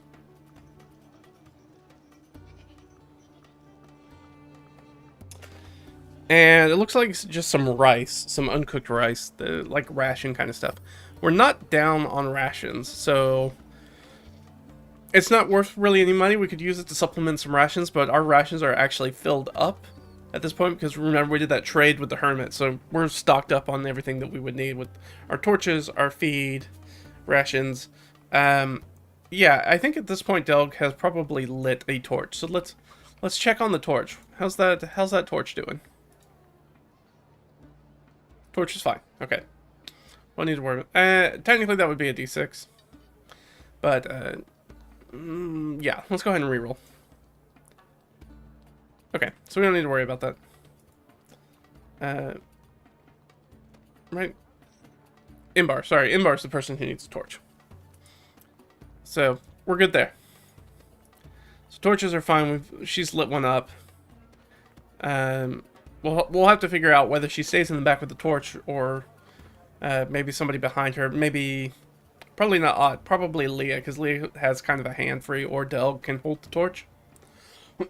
But they are behind her, so she's not going to have the greatest view, but that does allow her to have her weapon and her shield out, and then light kind of coming behind her to frame everything. It also gives Ott still the ability to sort of move away from the light and still kind of sneak around and see things. So we do that. What is the contract? Where did I put it? So I did, not too long ago, Chalcedon over at the Arcane Library released the solo prompts for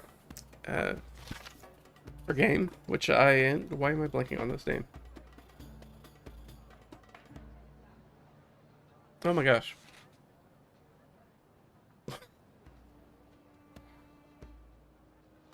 Why am I blanking on the name of the game? I'm completely blanking on the name of the game. I'll bring it up later. I'm sure I will remember it. I don't know why I'm blanking on it now. But anyways, there's a solo aspect of it. It's an OSR 5e kind of in between, kind of bridge RPG, which is really, really cool. It would be even cooler if I could remember the name of it, but I've got too much stuff rattling around in my head right now, and I am blanking on it. I'll remember it later, I'm sure. I can see the stupid cover and everything. But I want to use, it has little prompts in here, so let's get a prompt for our contract. That's D100 table that I've wanted to try out. So 46. So withhold 2. Withhold life. Yeah, let's say it's basically just their guard contract. It's like they were hired specifically to kind of guard this area, probably. So there's like a written, it's a surprisingly formal contract. Let's just ask an oracle question. Do these gnolls, do they seem to have the ability to read and write? I don't think so. They're pretty, as far as D&D frames them, they're a pretty crude sort of species. So I don't think so. I think it's extremely unlikely. So -5. No. So, I mean, they just kind of have, like, X's, like, they've made their mark or whatever. But it is a surprisingly formal contract. Can we read it? I mean, I guess we can maybe make out enough of it, but is it something that, between Leah and everybody else here, can we discern what this is? Not really. I think it probably uses some very sort of, like, the way that we do in the modern time with any sort of like legal or medical things where we use a lot of sort of Greek or Latin or something like that. And Leah, being a historian, understands some of it. Like, she can pick out specific words that align with that, but the language itself she can't read. So she doesn't do that. But can we tell what the amount is? Maybe? How much they're supposed to get paid? Or what the term is or anything like that? No. Alright, so there's no, like, numerals. So anything that's, like, regarded to number as in payment or duration of the contract or anything like that is written out in word form, and we can't read that. Unfortunately, that contract is relatively worthless to us, so we haven't found it. We didn't find anything of use on them. So, but as we're doing that, as we're kind of, everybody's sitting around this contract trying to figure it out, we have the torch above it, and we're looking on it. Let's give ourselves a perception check. We're gonna use the room DC, which is 17. We'll use Og because she has the best, and everybody's kind of listening, so we'll give her advantage. So she needs to roll a 14 or better. Natural 20. Nice. So we do hear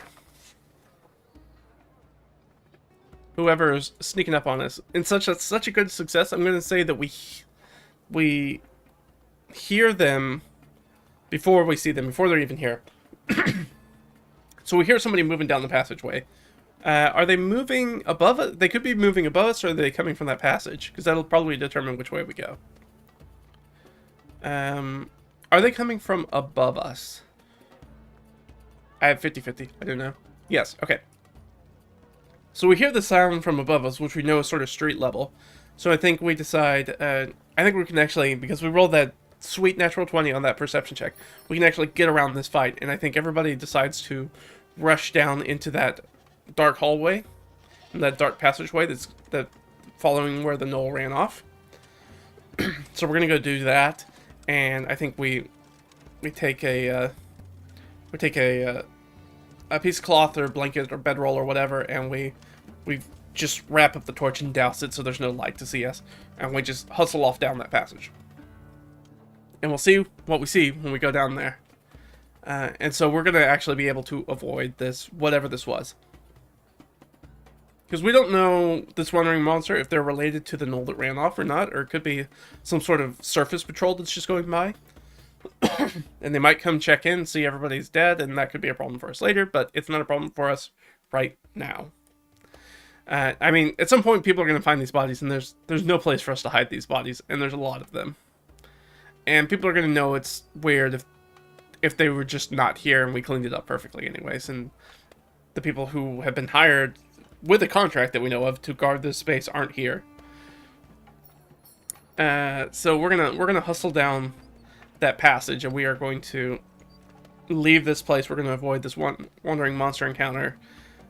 Right, could be good. We don't necessarily know that the creature was bad, but we do know that we're not going to interact with it. Usually it's bad, though. if we have a wandering monster encounter, it's most likely bad. So we're going to hustle down that corridor. And at this point, I am going to take a quick break. I'm going to refill my coffee, take a little bio break. We'll come back next time, and we'll see what's at the end of this passage. Actually, before we do that, let's just roll. Okay, so we don't come across anything in the passage, so we're going to figure out what this next chamber is after I take a short break. And we'll be right back. Alright, guys? So, I'll see you guys in just a minute.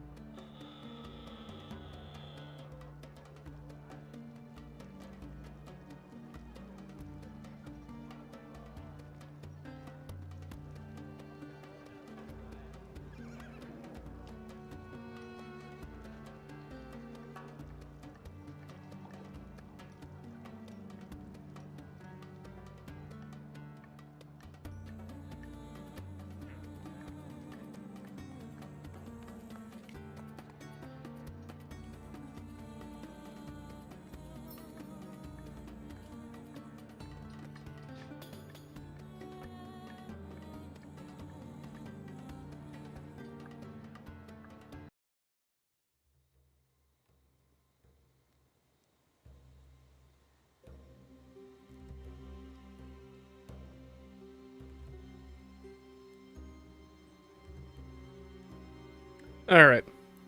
I am back. Let's go ahead and...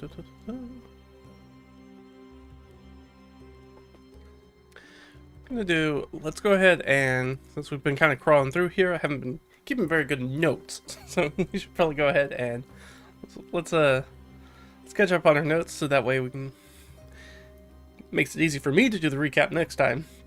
Just some light notes about what we've been working on. Alright. Let's back up here. So we're infiltrating the base. Foreign faction to arrive soon. Haven't seen them yet.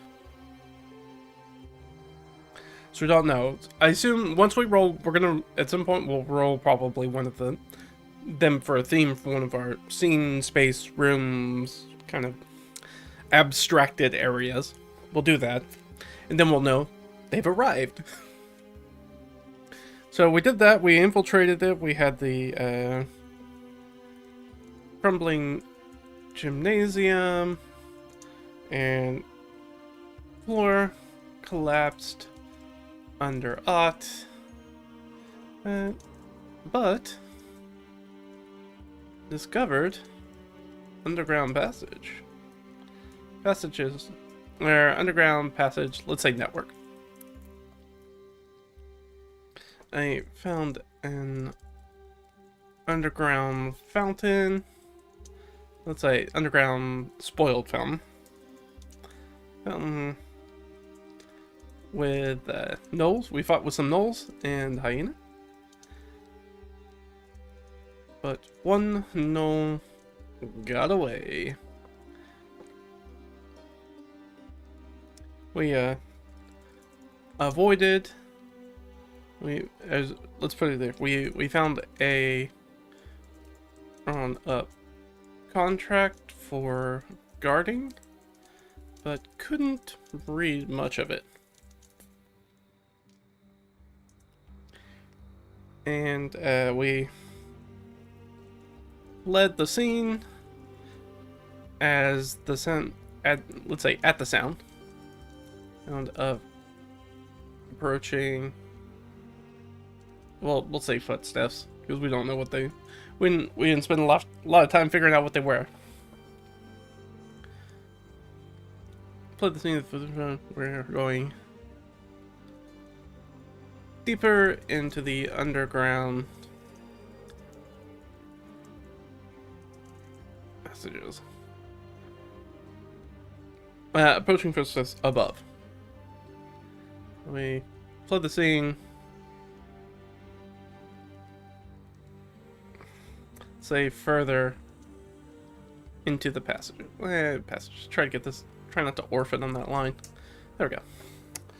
So that's where we are, and then we're moving on. We haven't come across anything, and sort of the in between scenes. That's sort of what we were rolling for, to see if we run across any sort of traps or obstacles in the passages, any sort of wandering monsters, things of that nature. We didn't come across any of those, so we have essentially been in the clear, which is nice. So we're moving on. We're moving through these underground passages. We are coming across what is at this point going to be room 4, because room 3 would have been above. Room. Scene 3 area. Area is probably a better word. Area 3 is sort of surface level. So we're still in the underground passages. So we're going to be down here when we go. Let's go down here. So we fill this out. We're going to have 3, and that's going to be a bunch of question marks because we haven't gone down that way. So we can always go back and check that out later to see where that goes to. But this 4th one's going to be underground still. So what is the size of this room? 3. Wow, another small room. Huh. I mean, it makes sense. There's 50% chance that it's going to be small. So 1 through 3 is small. 4 and 5 is medium. And then 6 is large. And so, like we said, small is around, you can get to basically anything within the room within about 30 feet. So it's kind of abstracted, but roughly a 30 foot by 30 foot room. and then medium is about a 60 foot by 60 foot room, and then a large room is about 120 feet by 120 feet, which is a very large room for D&D. Which means that 120 foot room, that means it's going to take you multiple dashes usually to get across, and you'll only be able to hit something that's on the other side right off the bat without doing any movement, with things like longbows, or firebolt will reach 120. So, but anything that's like a 30-foot spell or 60-foot spell, you're going to have to move into the room. You're going to have to do some moving in the room before you can hit potentially stuff in the room. Just kind of abstracting it out because we're not playing like on a virtual tabletop kind of grid style. We're kind of doing a theater of mind just to kind of keep it loose, kind of keep it fast. Especially since it's hard to prepare something like a VTT when I don't know what the room's going to look like before we make it. So I can't really prep that beforehand. So we're just doing it loosey and goosey. So that was that. So we've got a small room. What's going to be our theme? I think this is going to be the last gnoll theme if we end up rolling a gnoll theme. No. Okay, so we've maybe transitioned here out of where the gnolls have sort of camped up, because remember, while we have goblins, gnolls, and orcs together, as well as the foreign faction, I don't think that they're integrated. I don't think this is like one big cohesive army. It's like camps that are kind of next to each other. So we've kind of moved out. It seems like we've maybe moved out of the gnoll area, and now we're sort of into the goblin area. So that should tell us that we're moving further in. Right? Goblin theme. And then, again, what is this room going to kind of be? Again, everything's kind of this ruined Oasis city. What? Wow, 2 natural 20s. We'll see how, what is actually that going to mean. So, a 20 is some sort of workshop. Perfect. So this is going to be, I almost want to make it like, how do we want to interpret a double 20? We could roll again and make it something else. But we know they were doing some sort of arcane research here. This is an old sort of like arcane research facility as well. Like that's sort of the main research that's here. I mean, and it was sort of looking at the water. Now the water in the last time we found has been totally fouled. But this is going to be some sort of water workshop. We don't think it's water powered. We think it's about research about the water itself and maybe the effects of it. So it might be sort of like an elemental kind of thing. But what would that workshop be? So it might just be like just sort of like a massive alchemical workshop. Do we want to make it larger than it is or just more dense? So I think we can interpret a double 20 as either the stuff in here is going to be quite valuable. We're going to find something very valuable in here, or it's very important, or it's going to change something somehow, or we can make it bigger. We've had, since this is the workshop, I think I'm just going to make it bigger. So I think I'm going to rewrite that sort of small. It's no longer going to be a small chamber. It's going to be a medium chamber.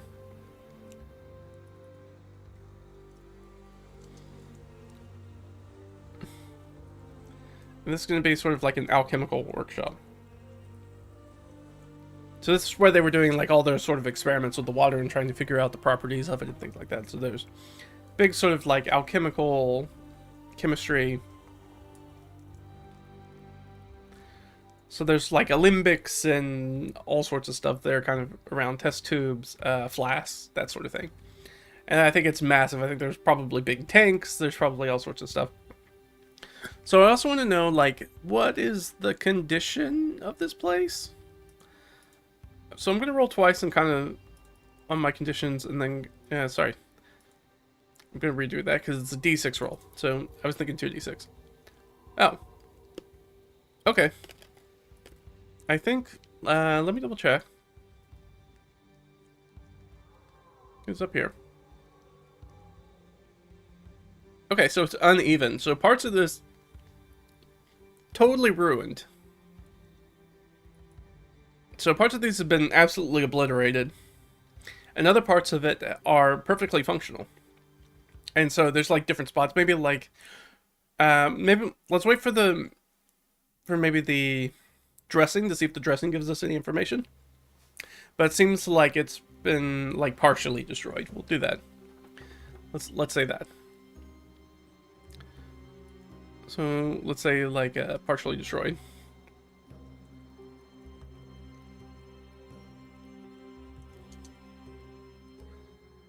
But other parts of it seem to be in maybe like perfect working order. And what is our DC for this room? Let's figure that out. Alright, so we roll these 2d6.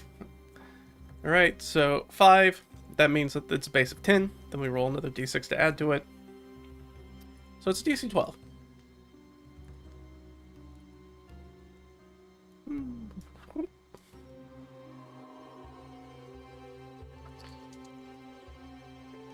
So we have a DC 12. Let's find out our dressing. Our delicious salad dressing for our dungeon.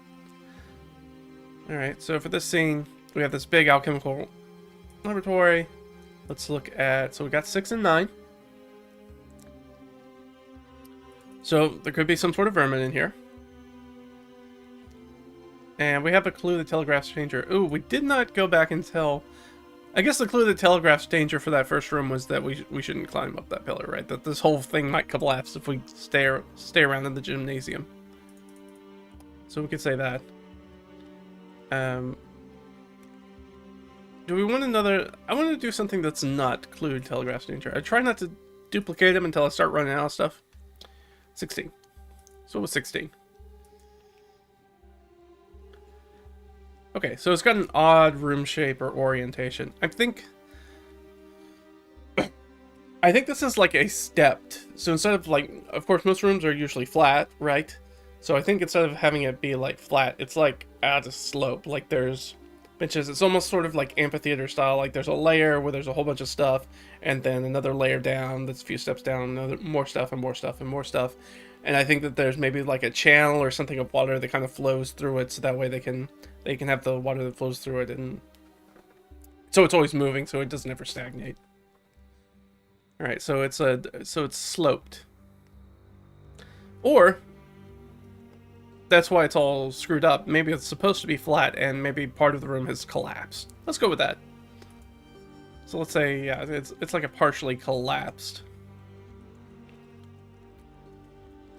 It's got sort of a sloping floor with debris and vermin.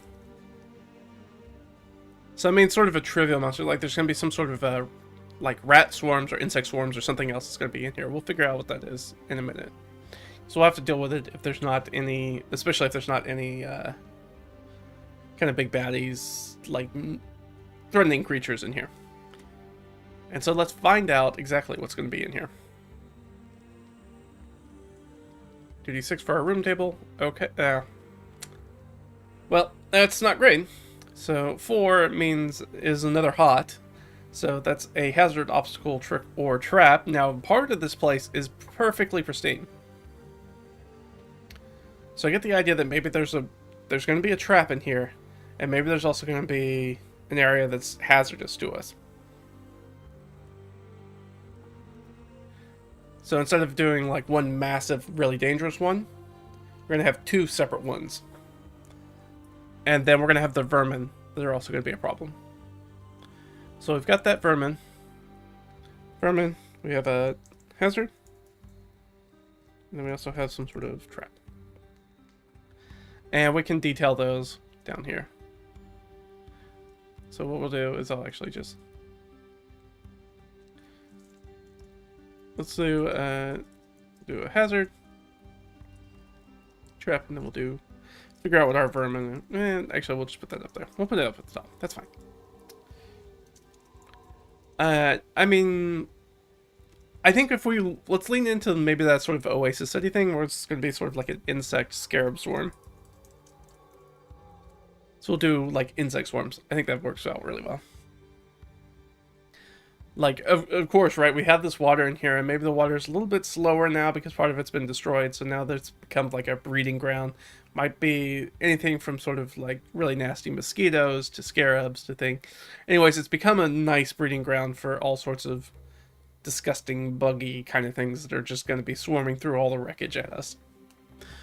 And we've got some hazards, and we've got a trap. So let's go down here. We actually have some things that I pulled from my DM binder. So we can do a sort of a random hazard or obstacle. So 7 and 1. 7. So some sort of permanent spell effect in the room. And a wide chasm. Okay, so I like both of those. So I think there's been some sort of... are these related? Let's just ask the Oracle. Are these related? Are these related? No. Okay, so they're not related. They're two kind of separate entities. So it's not like the spell effect caused the chasm. There's just a massive rip into it, and maybe that's where the water is kind of falling down into the darkness below that part of this room's collapsed into. So we've got this giant chasm that we're going to have to get across, so that's going to be some sort of athletics check or some other smart way that we got to figure out how to get across there. So I like that. So, there's a big chasm that we're going to need to cross at some point. And there's some sort of permanent spell effect.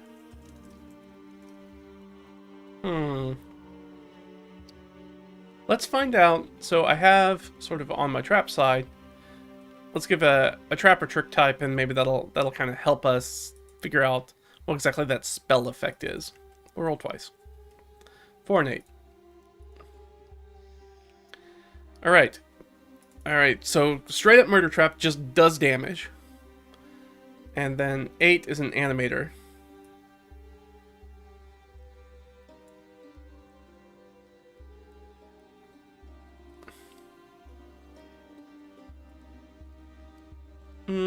Okay.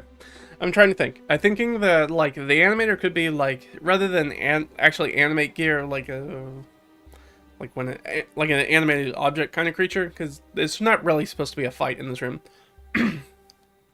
Though we're gonna kind of have one already with the vermin in there, probably. I think that maybe this is... You know what? I'm gonna put the two together. I know we didn't roll them together, but we're gonna put them together. So I think that there's just sort of like a... Ooh, I like that. Okay, so there's this wild magic that's going on. And the thing is that sort of, we have this ripped chasm in the room that we're going to have to cross to get across. If we want to fully investigate the room and maybe get to one of the exits in the room to go somewhere else. So we're going to have to cross it. But I think that there's like some sort of wildly undulating magical force that's in there, and I think if we're lucky we'll see it. But we may not see it. But I'm thinking the idea is that it's got a weird reverse gravity on it. We'll probably see it because we see the water dipping down in the chasm. Because I'm thinking that the chasm's going to reverse gravity at some point. So we're going to see like water and debris and stuff that typically runs down that slope into the collapsing room. It falls into the chasm, down to the chasm. And then at random moments it flips and then splatters across the ceiling. Like all that debris goes up to the ceiling and then falls back down. And we're going to have to get across that. Now, the thing that's why it's dangerous is that if we hit it with the upswell when we're trying to go across it, it's going to slam us into the ceiling. We're going to lose our momentum of movement. And then it's going to drop us into the chasm, which is not going to be good. So we've got to figure out a way to get around that. And then we also have this vermin that's going to be attacking us, and they're also going to be subjected to sort of the up and downs, though probably not going to hurt them because they're little creatures. So yeah, so we've got this weird sort of vibe that we've got to get across this sort of undulating wild magic that's flinging things up and bringing them down. So that's going to be really difficult for us. So that's sort of the murder part and sort of the what was the other part? The animator part. So I was thinking that it would, because I was originally thinking like a magic, like a magnetic thing that would pull our gear, but I think I'm just gonna do gravity. I think that's way easier. So let's put that in there. So we've got this hazard, this big chasm across, permanent, sorry,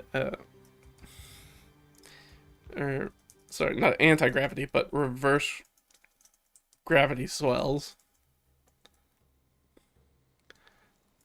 Slam you into the ceiling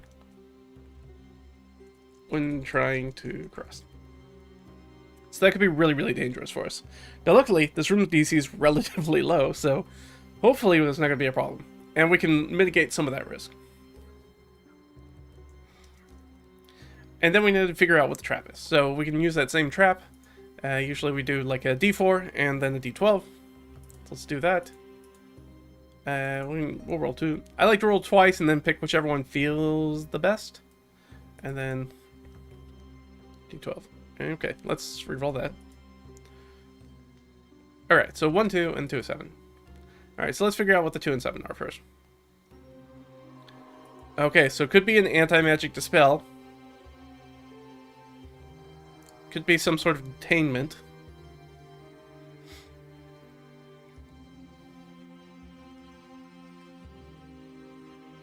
Okay. And what is our... We have a sensor or a pressure touch. I like pressure touch, but I think we already have enough kind of sensorial stuff kind of going on. So I like pressure plate.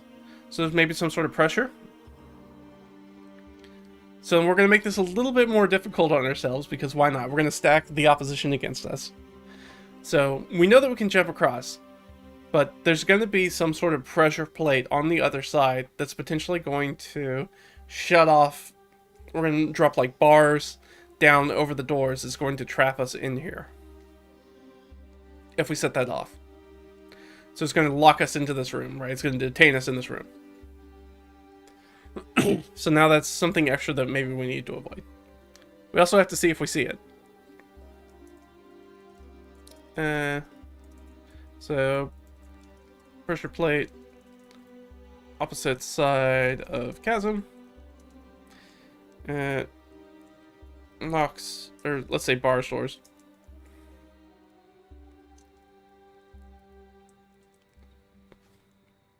Bars the doorways. Alright. So that's the plan.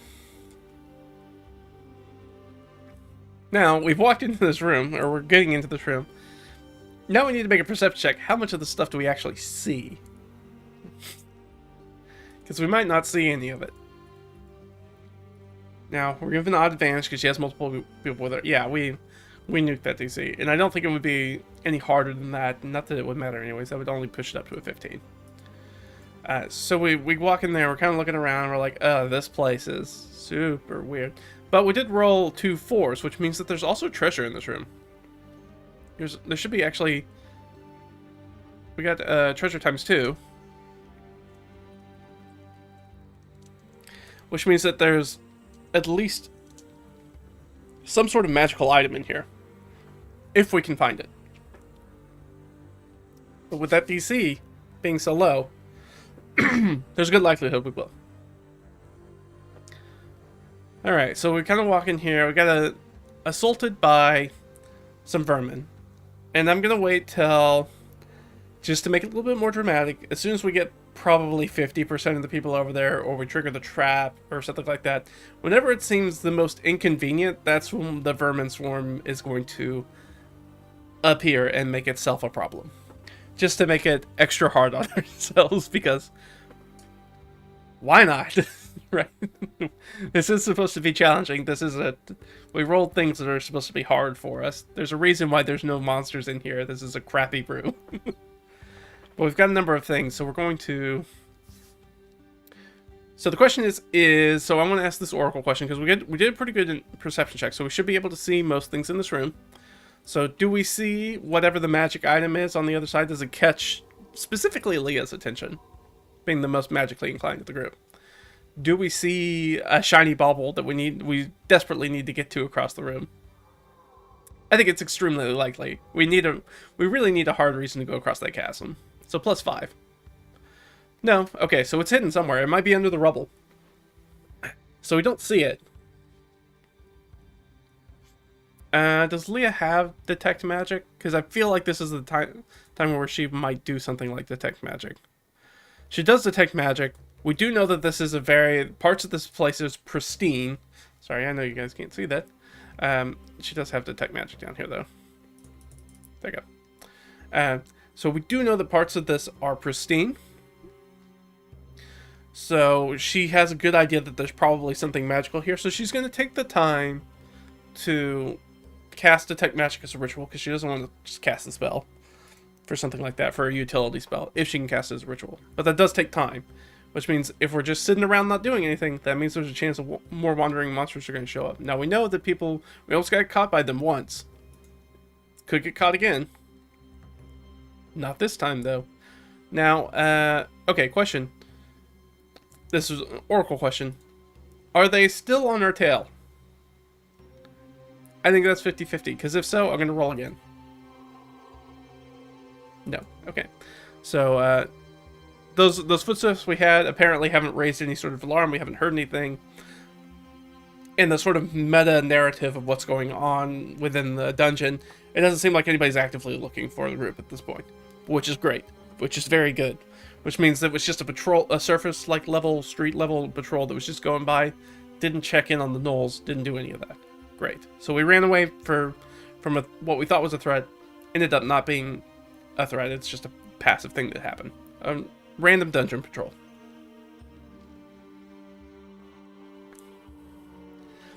All right.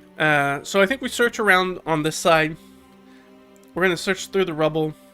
She's gonna do the detect magic. She's gonna do the detect magic, and she'll be able to pick up. I think there's going to be quite a bit of magical stuff, like latent magic stuff, but I think most of it's going to be really old. So I think that we're still going to be able to have that magic item that kind of sticks out like a little beacon, like a little lighthouse of magical energy.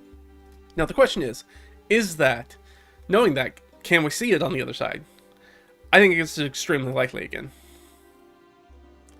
Okay, so no. No, actually, that's yes. 8 plus 5. I can math. That's 12. The answer is yes. Alright, so we know it. And Leah's like, there's definitely something of note on the other side. Of course, with detect magic, she'd be able to tell what kind of magic is, but I don't know what the item is, so I don't know what to tell her. It's enough that it grabs her interest, though. She wants to know more about it, and thinks maybe it'll be helpful for us, so let's go see if we can get it. They go, they kind of walk to the edge and look down at the chasm, and they're like, that's pretty deep. And I think, like, as they're sort of bending over, kind of look at the chasm, they feel this rush of air come back up, and then, and like, Leah's hair is probably, like, little strands of it are falling down across her face, and then those strands go, and, like, she feels like her body kind of being pulled up towards the ceiling, just because she's a little bit over the edge. It's like, oh no.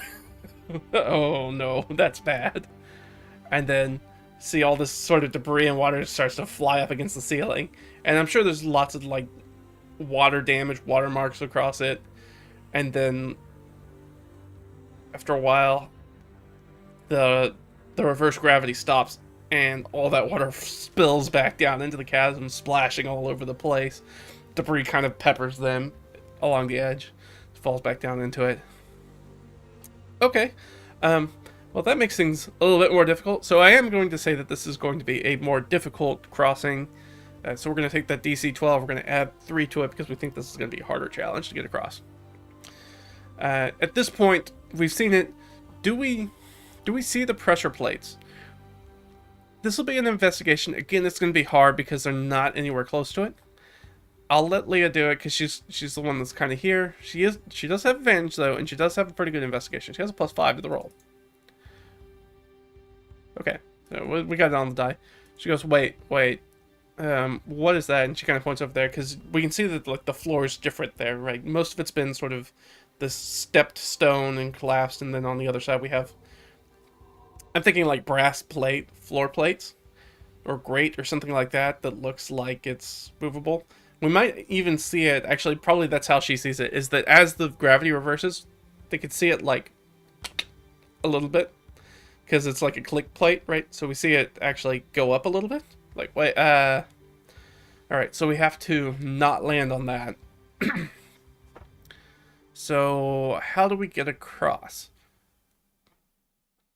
I think they spend a little time to make sure that the timing, like it's not a cyclical regular timing of of this sort of reverse gravity effect that's happening, and they kind of clock it for a little bit, and they're like, nope, it seems absolutely random as to whether it's going to, if we try to jump over this thing, whether it's going to throw us up into the ceiling and then fall down to the chasm.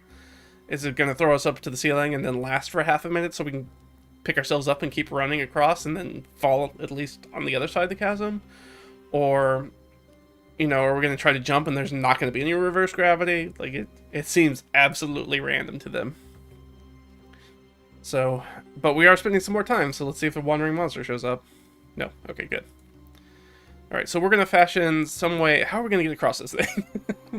This is a question for myself. If you have ideas, let me know. But gotta figure this out.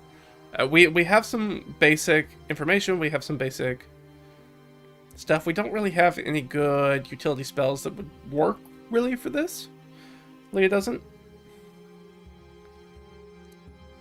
So,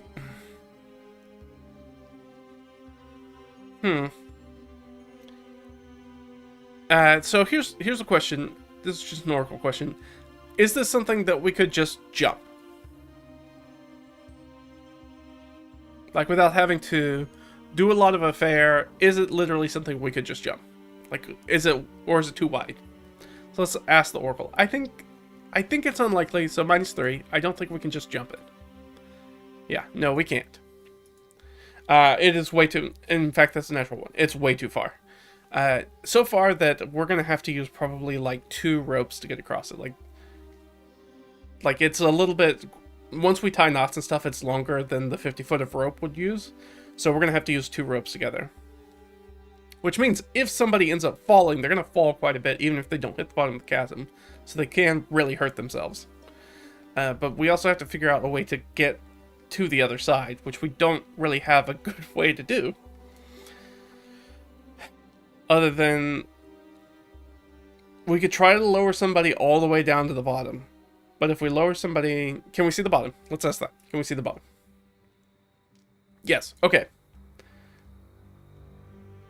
How deep is the bottom? How do we ask that? Is it more than 50 feet? Let's start off with that. No. Okay, so it's not 50 feet. So let's roll like a d6, and that times 10, I guess? Alright, so it's about 40 feet down. So we can make it. It's far across, but we can push somebody... Somebody can make it down to the bottom and run across, but they're going to have to climb back up. Well, we know the person for that job. And that person is Odd. Odd is making her money today. She's doing a lot. She's the person who has the best athletics. She has a decent strength score, just as good as Inbar's, but she's trained in athletic. Actually, they both are. So either one of them would actually be quite good at this. So what do we think? Is there any reason why...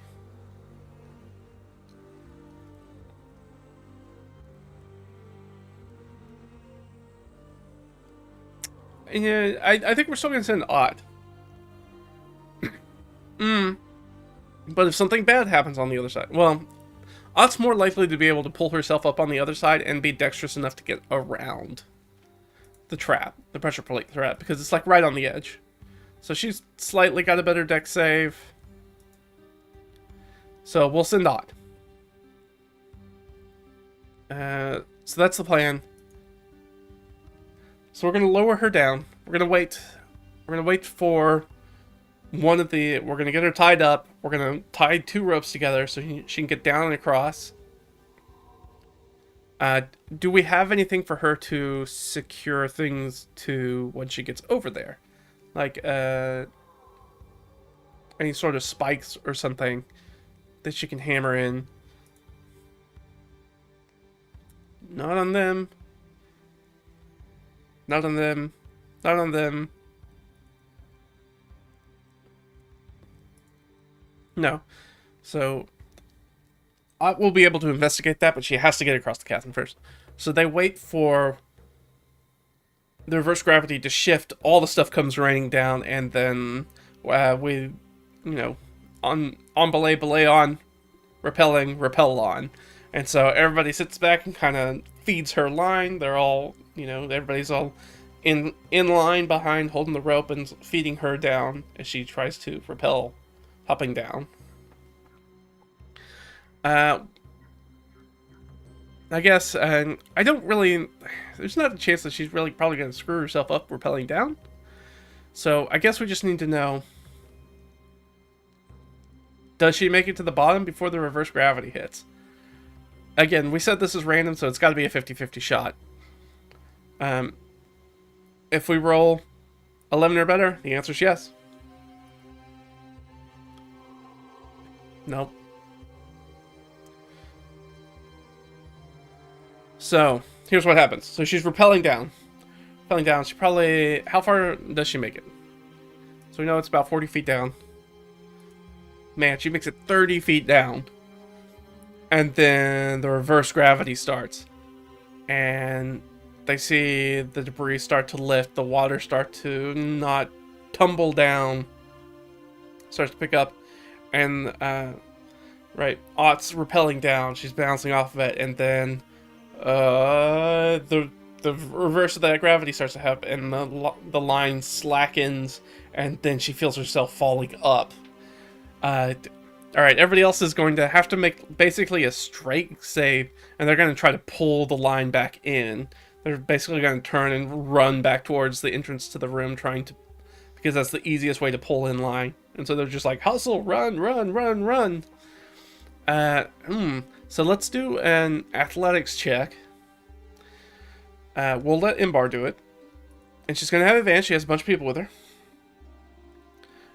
So she has +4. Again, this is a hard thing, so we're going to shoot for that 15 DC. Because this is a very complicated thing they're trying to do. Okay, we got it. So the reverse gravity starts to pull her up, and they turn around and they sort of like holding onto it, and they just, as the team start running, sort of digging in their heels and running back, trying to pull up line, which is very easy to do because they lose a lot of that, they're going to lose a lot of the weight of Ott because that weight's going to start going up. And so, really what they're trying to do is they're trying to pull her over the edge where the gravity's going to flip. So that way, instead of slamming her into the ceiling, she'll make it out of the reverse gravity and just kind of splat on the ground. Which it seems like we did. We're going to give her... I'm basically going to give her a dexterity saving throw with advantage. I think she just needs to hit the 12 for it. Natural 20. She lands on her freaking feet. So she does this weird sort of like upside down twist around like somebody floating through space. It like lands perfectly on her feet. With the rope tied around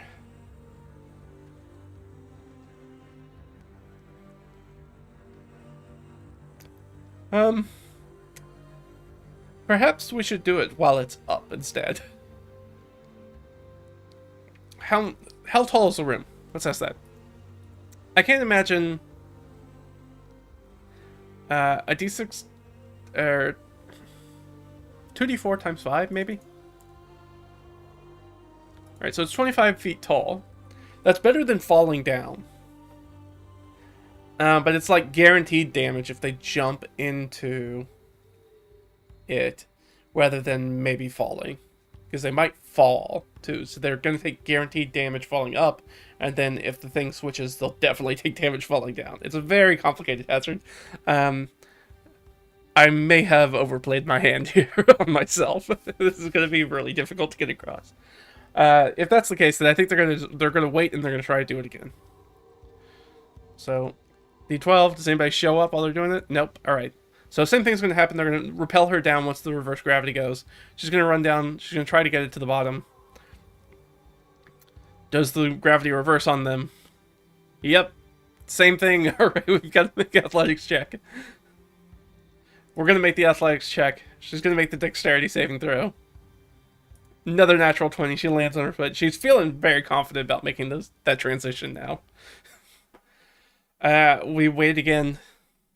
Like, now it's just random. Now we just gotta wait for the dice to work in our favor. Either that, or we have to let her take the damage. And that's a long fall from the bottom to the top. Like, that's enough damage. Probably not to kill her. It probably won't kill Odd.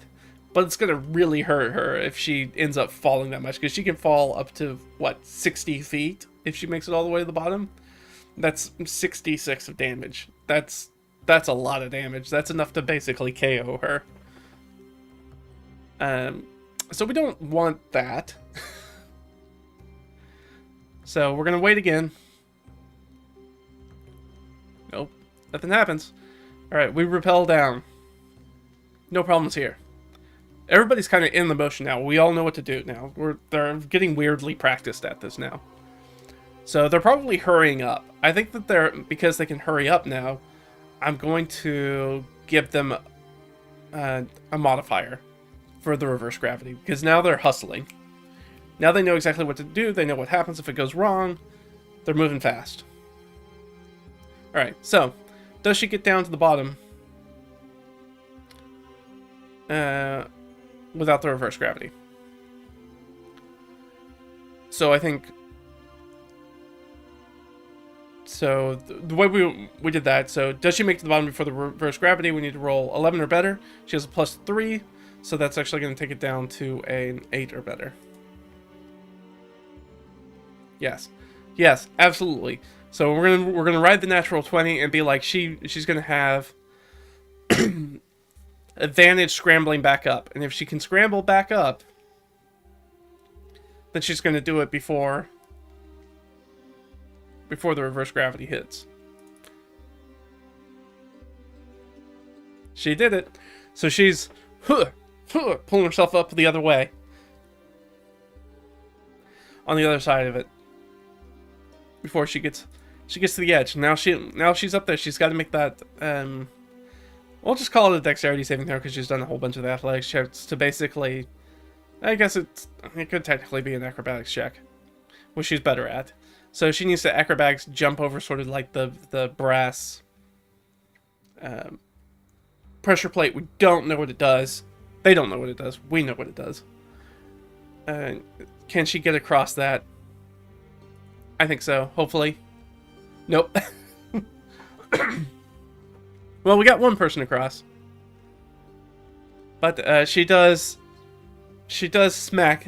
She does accidentally. She tries to leap across it, but she kind of...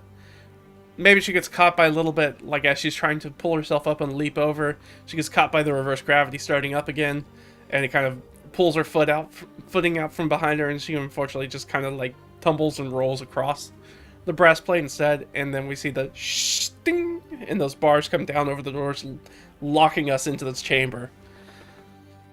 And because bad goes to worse, I said when it seems most inconvenient, the vermin are going to show up, so that those insect swarms start spilling out of the debris that's in the room. Not on the side that most of the characters on, specifically on the side Ott is, because it's most inconvenient for us.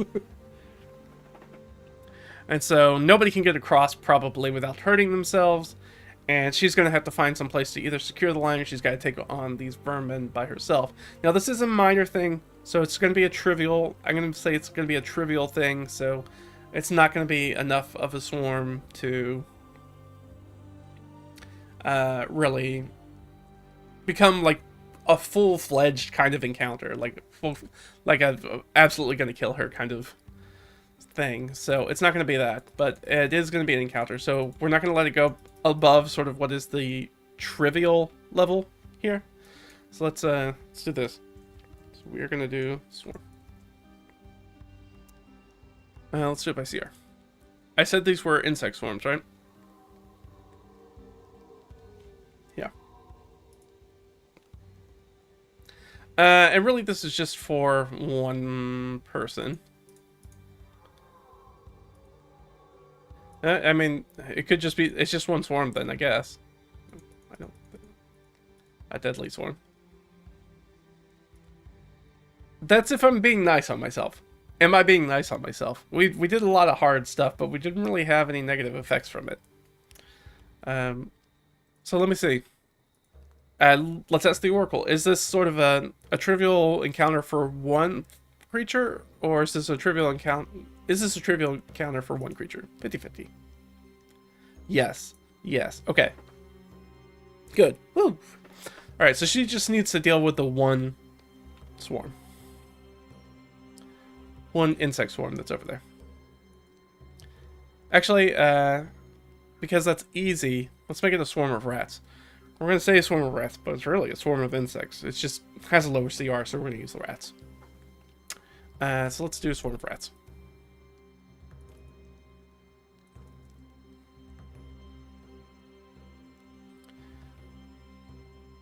Initiative. I don't think anybody's going to get across, so it's really just going to be a bang-bang kind of play out. Is she going to go before them? Probably, but let's roll it. Yeah, okay, so I get to go first as she gets swarmed by a bunch of insects come out there trying to attack her. Maybe scorpions, scarab beetles, those sorts of things. Creepy crawlies. Sort of deadly centipedes, things of that, millipedes, things of that nature. So that's what's going to happen. We're going to get that. Let's go back up to our combat tracker. And then, where are we at?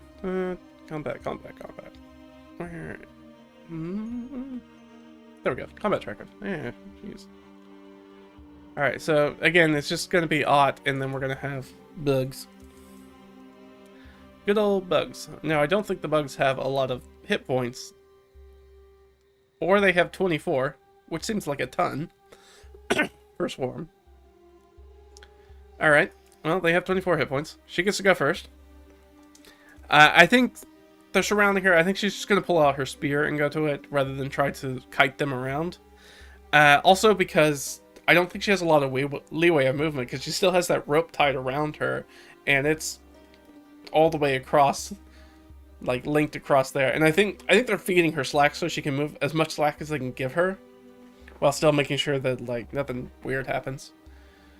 So that's what we're gonna do with the bugs. She's gonna get in there with her spear, make 2 spear attacks, hit with one of them. Spear does D8 plus 2, so she does 8 points of damage. Nice. Bugs are gonna go. Bugs will make an attack. So they sort of swarm over her. They're gonna fail to hit her though. Oh, sorry, they're resistant to BSP. So they take half that damage. That sucks.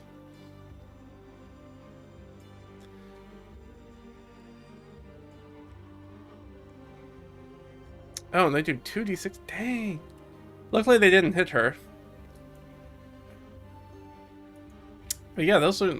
It's actually nasty. I need to be using more swarms. These are very terrible. But they did take half damage, so they're down to 20. Technically, other people could get in on this fight. They can't shoot across. I'm going to give the... We'll see if the kind of reverse gravity happens. If reverse gravity happens, it's going to screw up like all their arrows and stuff for aiming. For like trajectories and stuff like that. So we'll just go down. We'll say it's odd. We'll let Delg go. Is there... And actually, I don't even need to roll it. We know that the gravity is reversed right now because we said that's how she tumbled across the brass plate and brought the detainment down. So that right now is what it is. Delg's going to take a sling, so they're going to do disadvantage. 8, 9, 10. Does 10 hit the swarm? It might actually. Yeah, okay. But it's still going to do half damage to it. Well, half of 1 is 0. Do I want to give him minimum damage? I think we just give him minimum damage. It's not going to make that much of a difference. And I want Delg to feel good about himself. That's very important. We want to build his confidence as somebody who uses a sling. So he'll do 1 point of damage. Leah will take a shot with Firebolt. Still enough to hit. Now, this one they're not resistant to. So 7 points of fire damage as she scorches a whole bunch of them across the ground. So they're down to 12.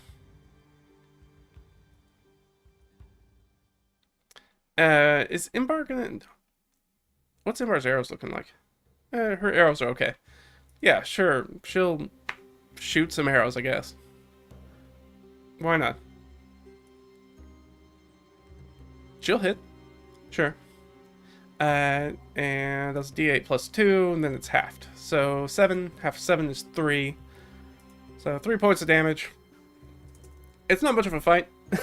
Obviously, it's not meant to be much of a fight. But it is a nuisance, really. So, it's kind of back up to the top. And we said that that was Ott. So with Ott, is there... This is an oracle question. Does Ott have enough play to put herself on the other side of the swarm? Yes.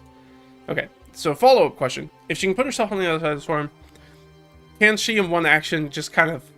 Because 5e is a little weird, so this is kind of an interesting thing. We'll narrate it, but... Can she just bull rush them off? Can she just push all the vermin into... Because they act as one creature. Can she just swarm push all of them into the chasm? Yeah? Okay. Cool. That's what she'll try to do then. We'll make it like a contested strength roll. And now I roll a 5. Alright, for them. Oh! It's not pretty. But she's able to, like, grab, like, a chunk of debris, or maybe, like, one of the alchemical tails or something, and she, like, flips it over, and she just, like, puts her shoulder into it and, like, pushes them like using a dustpan, just kind of, like, or broom, just kind of pushes the whole thing over into the chasm. Which, is the chasm still going up at this point? Question, probably not. No, it's not. It's going down. So she pushes this table and all these creepy crawlies tumble into the chasm below and squash and make a loud ruckus as they hit down there. But she is across.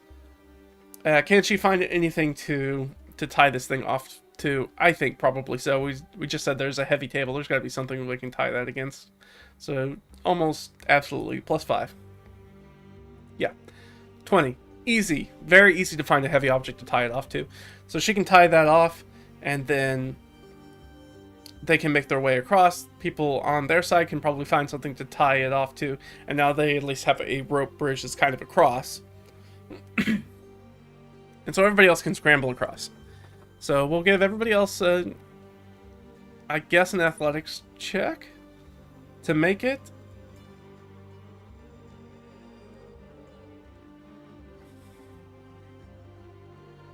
I guess so. They're gonna be smart though, so everybody's gonna like undo their belt and like put their belt around the rope. So even if they lose their handle on it, they're not gonna like fly into the ceiling or fly down into the chasm. Like their heavy like leather belts are gonna hold them to the line, and they'll just sort of like flip over on it upside down and just crawl across. So they'll have advantage. So, but they might take I guess a little bit of damage if they fail, or there's a potential that their belt might snap or something. We'll do that. Alright, so who's going across first? I think Inbar's probably going to go last. We'll say Leah goes first. This is going to be an extremely easy check. So it's going to be a check of 9 instead of 12. Yeah, she easily scoots across. Delg.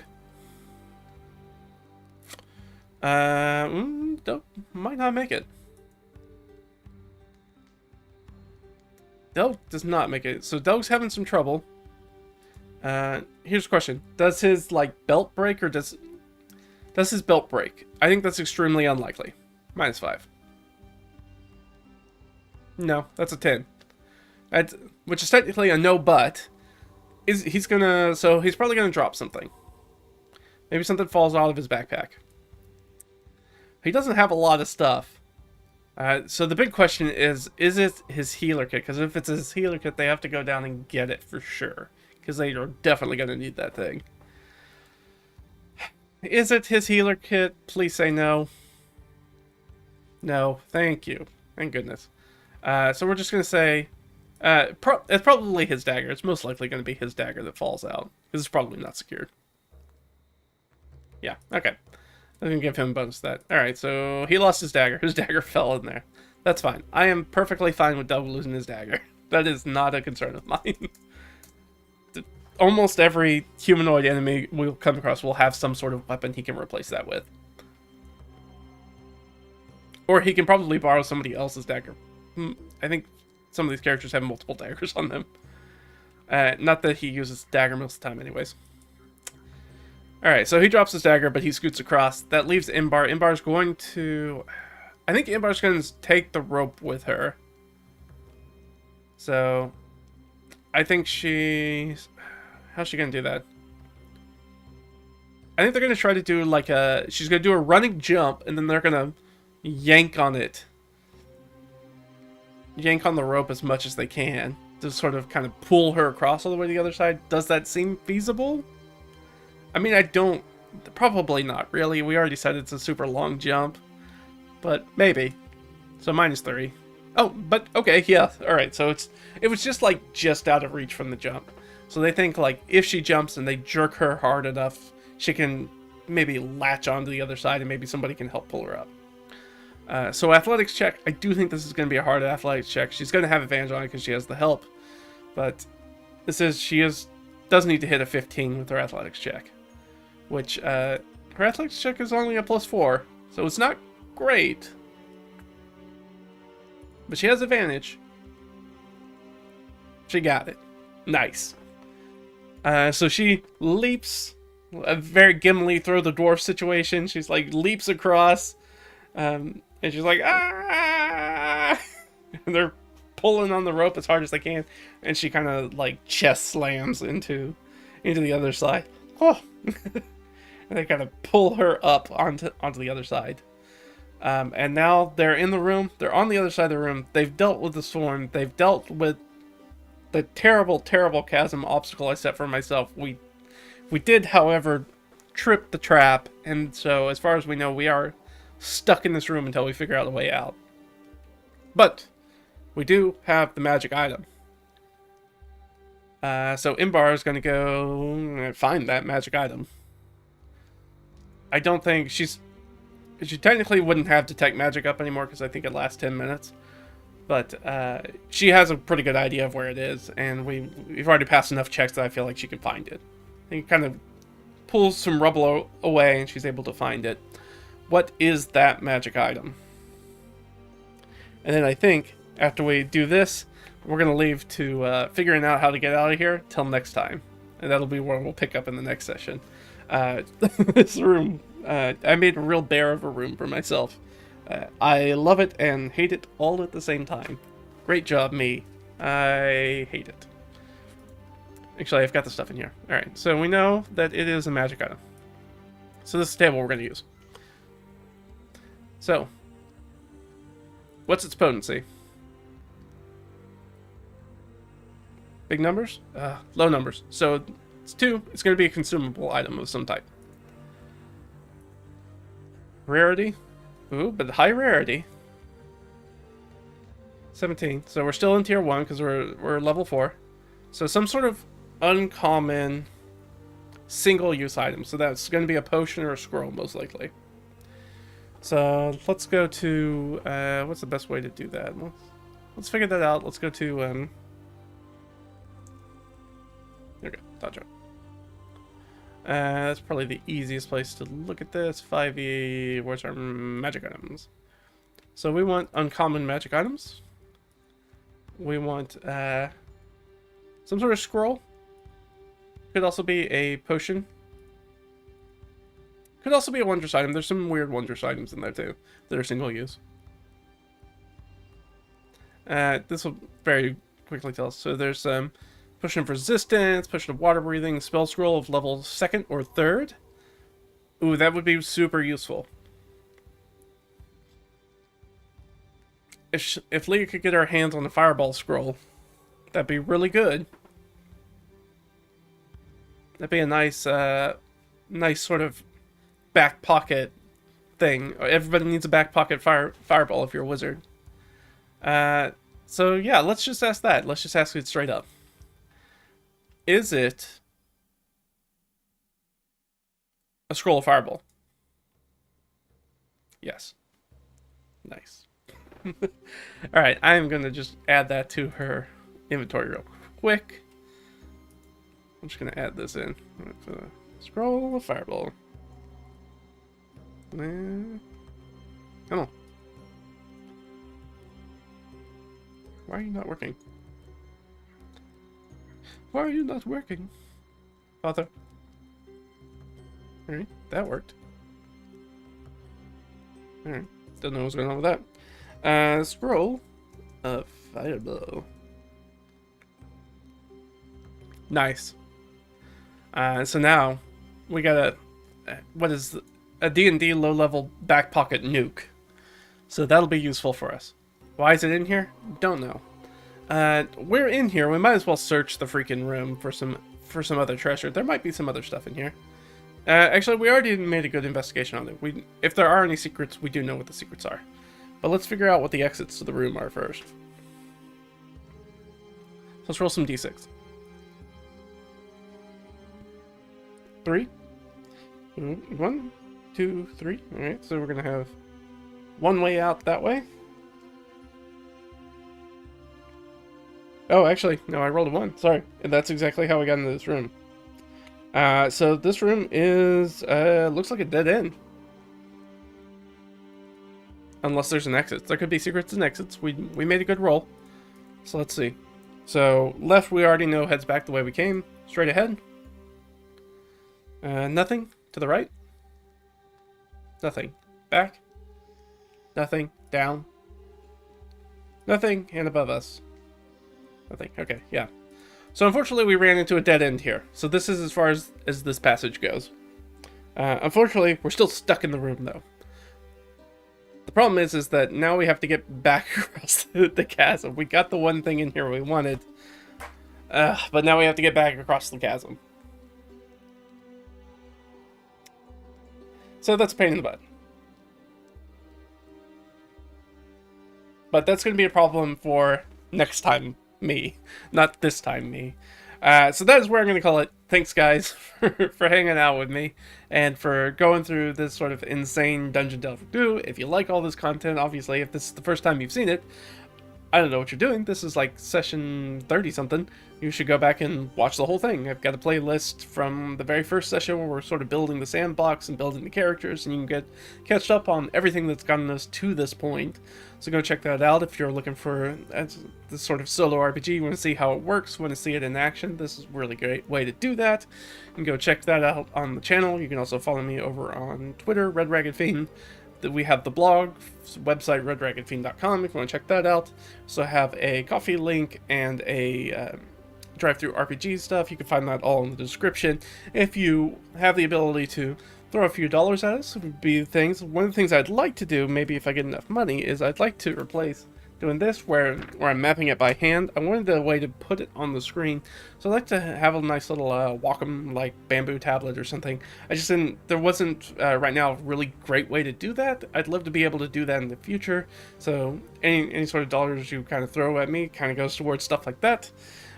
So if you have some money to throw, that's also great. If you don't and you still like to support the show, best thing you can do is like, subscribe, and most importantly share. So share it on social media, share it on Reddit, share this series on your preferred tabletop RPG forum, whether that's D&D Beyond or Roll20 or Ian World, wherever you go to talk about RPG stuff. Throw a link, see if other people like it. It really helps the channel out, helps me out.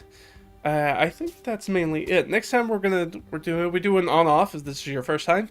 So we do usually the solo RPG session, then I do some other, primarily Dungeon Master, Game Master related content, so kind of switch off every week. So if you like that stuff, check it out. We have a whole bunch of videos to check it out if you want to see. I referenced some of them in here. We have the DM Binder table, the 2d6 tables, the hex crawl stuff, the how to build these dungeon rooms on the fly, doing that sort of stuff. So if you're interested in those things, go check out the rest of the channel. There's a lot of great content, more content like that, that's even more in depth over on the blog. So again, reddragonfiend.com, and that's about it. I always have fun with this. I never know when this is going to go. I really kind of backed myself into a corner with this last room. Mainly because I felt like we got off scot-free in that gnoll room, and then just taking a little bit of damage in the gymnasium. I felt like we needed to kind of bump up the threat level, so then I maybe went a little overboard for us, so we're going to have to figure that out.